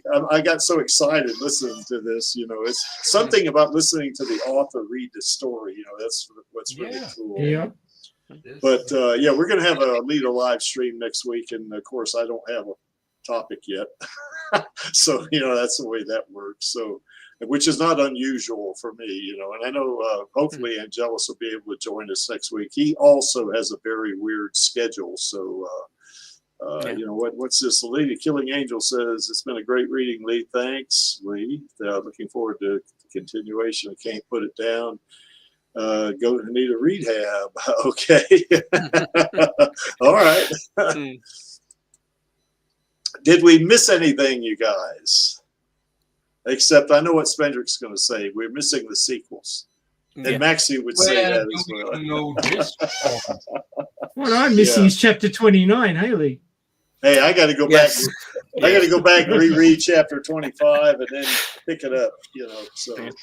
But next week I got to teach a class, so Lee was tweaking the motorball fight in chapter 25 this week. So Maxie pointed out that it could use a little bit of work. I decided he was right, and he pointed out that there was a throwaway character that I didn't give a name to. I just kept referring to him as Skullface. And he was like, "Why didn't you give him a name?" And I was like, "Well, he's just this throwaway character. He was just going to get the shit kicked out of him by Alita and tossed. I didn't think to." So I went ahead and gave him a name. So really, he really was a throwaway character. So yes, Alita threw him away. Basically, yeah. All right. Well, guys. he was the leader of a team. I think at least the leader. I see. Yeah. And he did give Alita the most trouble in that motorball game. So yeah, I went ahead and gave him a name because Maxie was right. He deserved one. All right. Okay, then. So anyway, a YouTube channel of the week is someone called Cyberpunk Dystopia. They do pretty good videos, and it's not all about Alita. I mean, they do several Alita videos, but they've done some other videos. Yeah, I recognize 2B in there. 2B is in there, and Lucy, and Lucy is in there, and so forth. But you see the link there underneath the heading up there. So go check them out on YouTube. Hopefully this will be a surprise for them, because I did not say, hey, I want to feature your channel, on our stream, So anyway, they do good videos, and I think it's very worthwhile you go checking them out. And there's our queen. And of course, our queen is she's #1 in the Creeks book in terms of being an actor, because she is awesome. I say this every week, but man, she just really knocked it out of the park in that play she was in. I mean, God Almighty, Charlie and I were just hypnotized by her, because she is so freaking good at it. It's so just so natural. I mean, just really, just a wonderful talent. She was magnificent in that play. And I want to give shout outs to El Lamont and Jesse Fisher because they brought Screwhead to life. And what the Creek wants in those Screwhead in the next ones. Yeah, I want to see Screwhead in Alita too, because that'll be where the motorball arc is really going to be, But Screwhead and Alita team up, against Josh Agon's team, and they do their thing, and of course, she said she was all on board with this. She would definitely do it. And of course, Jessie Fisher, most badass stunt woman ever, is what Elle said. So, we want to see all three of them in the Alita sequel, and because they deserve it. They're all really good at what they do. Yep, very much. And tomorrow. Oh, and a quick hello to Finn. I was trying to type hello to him in the chat, but YouTube is really acting up and making their interface very difficult for me to do anything with. It's lagging badly for some reason. Yeah. Well, anyway, tomorrow is Angelus's topic. Mm-hmm. So again, yeah, that's right. So in other words, how would Alita react with other strong, female characters? Now, I think we did most of like cyborgs. We did maybe did one or two that weren't, but I think the rest of them are going to be like meat girls, I guess you'd call them. So anyway, we're going to see how well the Alita would get along with them and that kind of thing. If she was, Did we do Ellen Ripley? Yes, we did Ellen Ripley. Yeah. All right, so she is one of those. Okay. Yeah, she was one. So, and that was fun too, by the way. Mm-hmm. So, and yeah, Finn, that's okay. You were late, so that's okay. What we got here, Maxie? Pick up the share. Yes, Maxie. I just saw it. There we go. Yeah.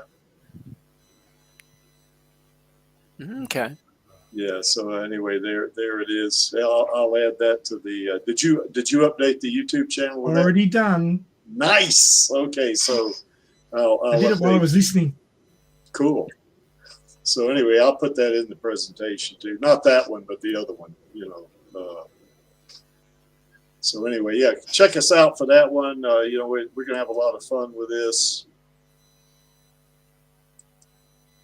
And of course, here's the Stammtisch after party. Now, if anybody wants to, you can come talk to us, and I'm going to put a link in the chat. So all you got to do is click on it and, come chat with us. We won't be streaming this, you'll just be talking to us, and then you don't have to turn your camera on. Sometimes we do turn our cameras on, but mostly we don't. We do about a third of the time, maybe, but you don't have to. If you just want to come on and say, "Hey guys, how's it going?" and it'll kind of ease you into live streaming as well. Because even though this is not streamed, we don't stream the Stammtisch because we like to hear from you guys. Because like the Radio Chaos show, even though this is my channel, I feel like this stream is the Alita Army stream as well. We are the sister channel for Radio Chaos. So, we want you to come and talk to us and, give us your 2 cents and, just kind of have fun with us after the stream. We are the Alita Army, and certainly we do support Alita and Rosa passionately and positively, and we are the most positive fandom on the internet, right, Maxie? And we sure are. Yeah, and we're here to stay, Disney. We're not going anywhere. We're going to keep peppering you, just like the late John Landau, God rest his soul, said, just keep peppering Disney. That's what our intent is until we get those sequels. And even if they give us a sequel, guess what, Disney? We're going to keep peppering you for a trilogy and beyond. So, because this is a character we really love.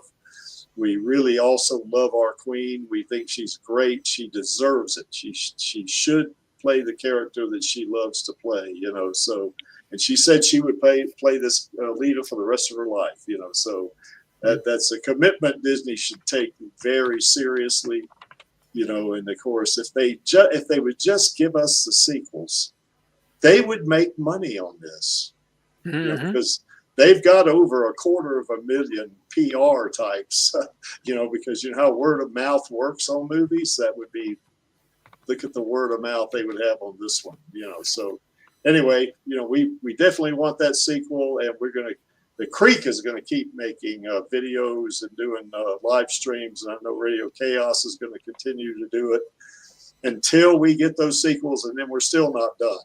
We're going to celebrate the sequel, then we're going to continue to advocate for some more movies, you know, and merch and TV shows and stuff like that. Okay, why is this image here? Well, that image is there because I like it. And to paraphrase Gruishka, I'm only here for our girl. And Alita is our girl. And the Alita Army. And of course, all of us are only here for our girl. All of us in the Alita Army. And that leaves us with only one thing left to do. And that, of course, would be the call to action on my count of 3. 1, 2, 3. Fill those sequels, baby. Okay, so we will catch you next week on the Alita live stream. We'll catch you tomorrow on Radio Chaos. Take care, guys. Bye. Yeah. Bye. What's up, Alita Army? This is Hot Toys Alita, and I hope you enjoyed this week's Alita live stream. Please join my Uncle Creek, Angelus, and our other guests for next week's show. Remember, I do not stand by in the presence of evil, and film those sequels, baby. See you next time.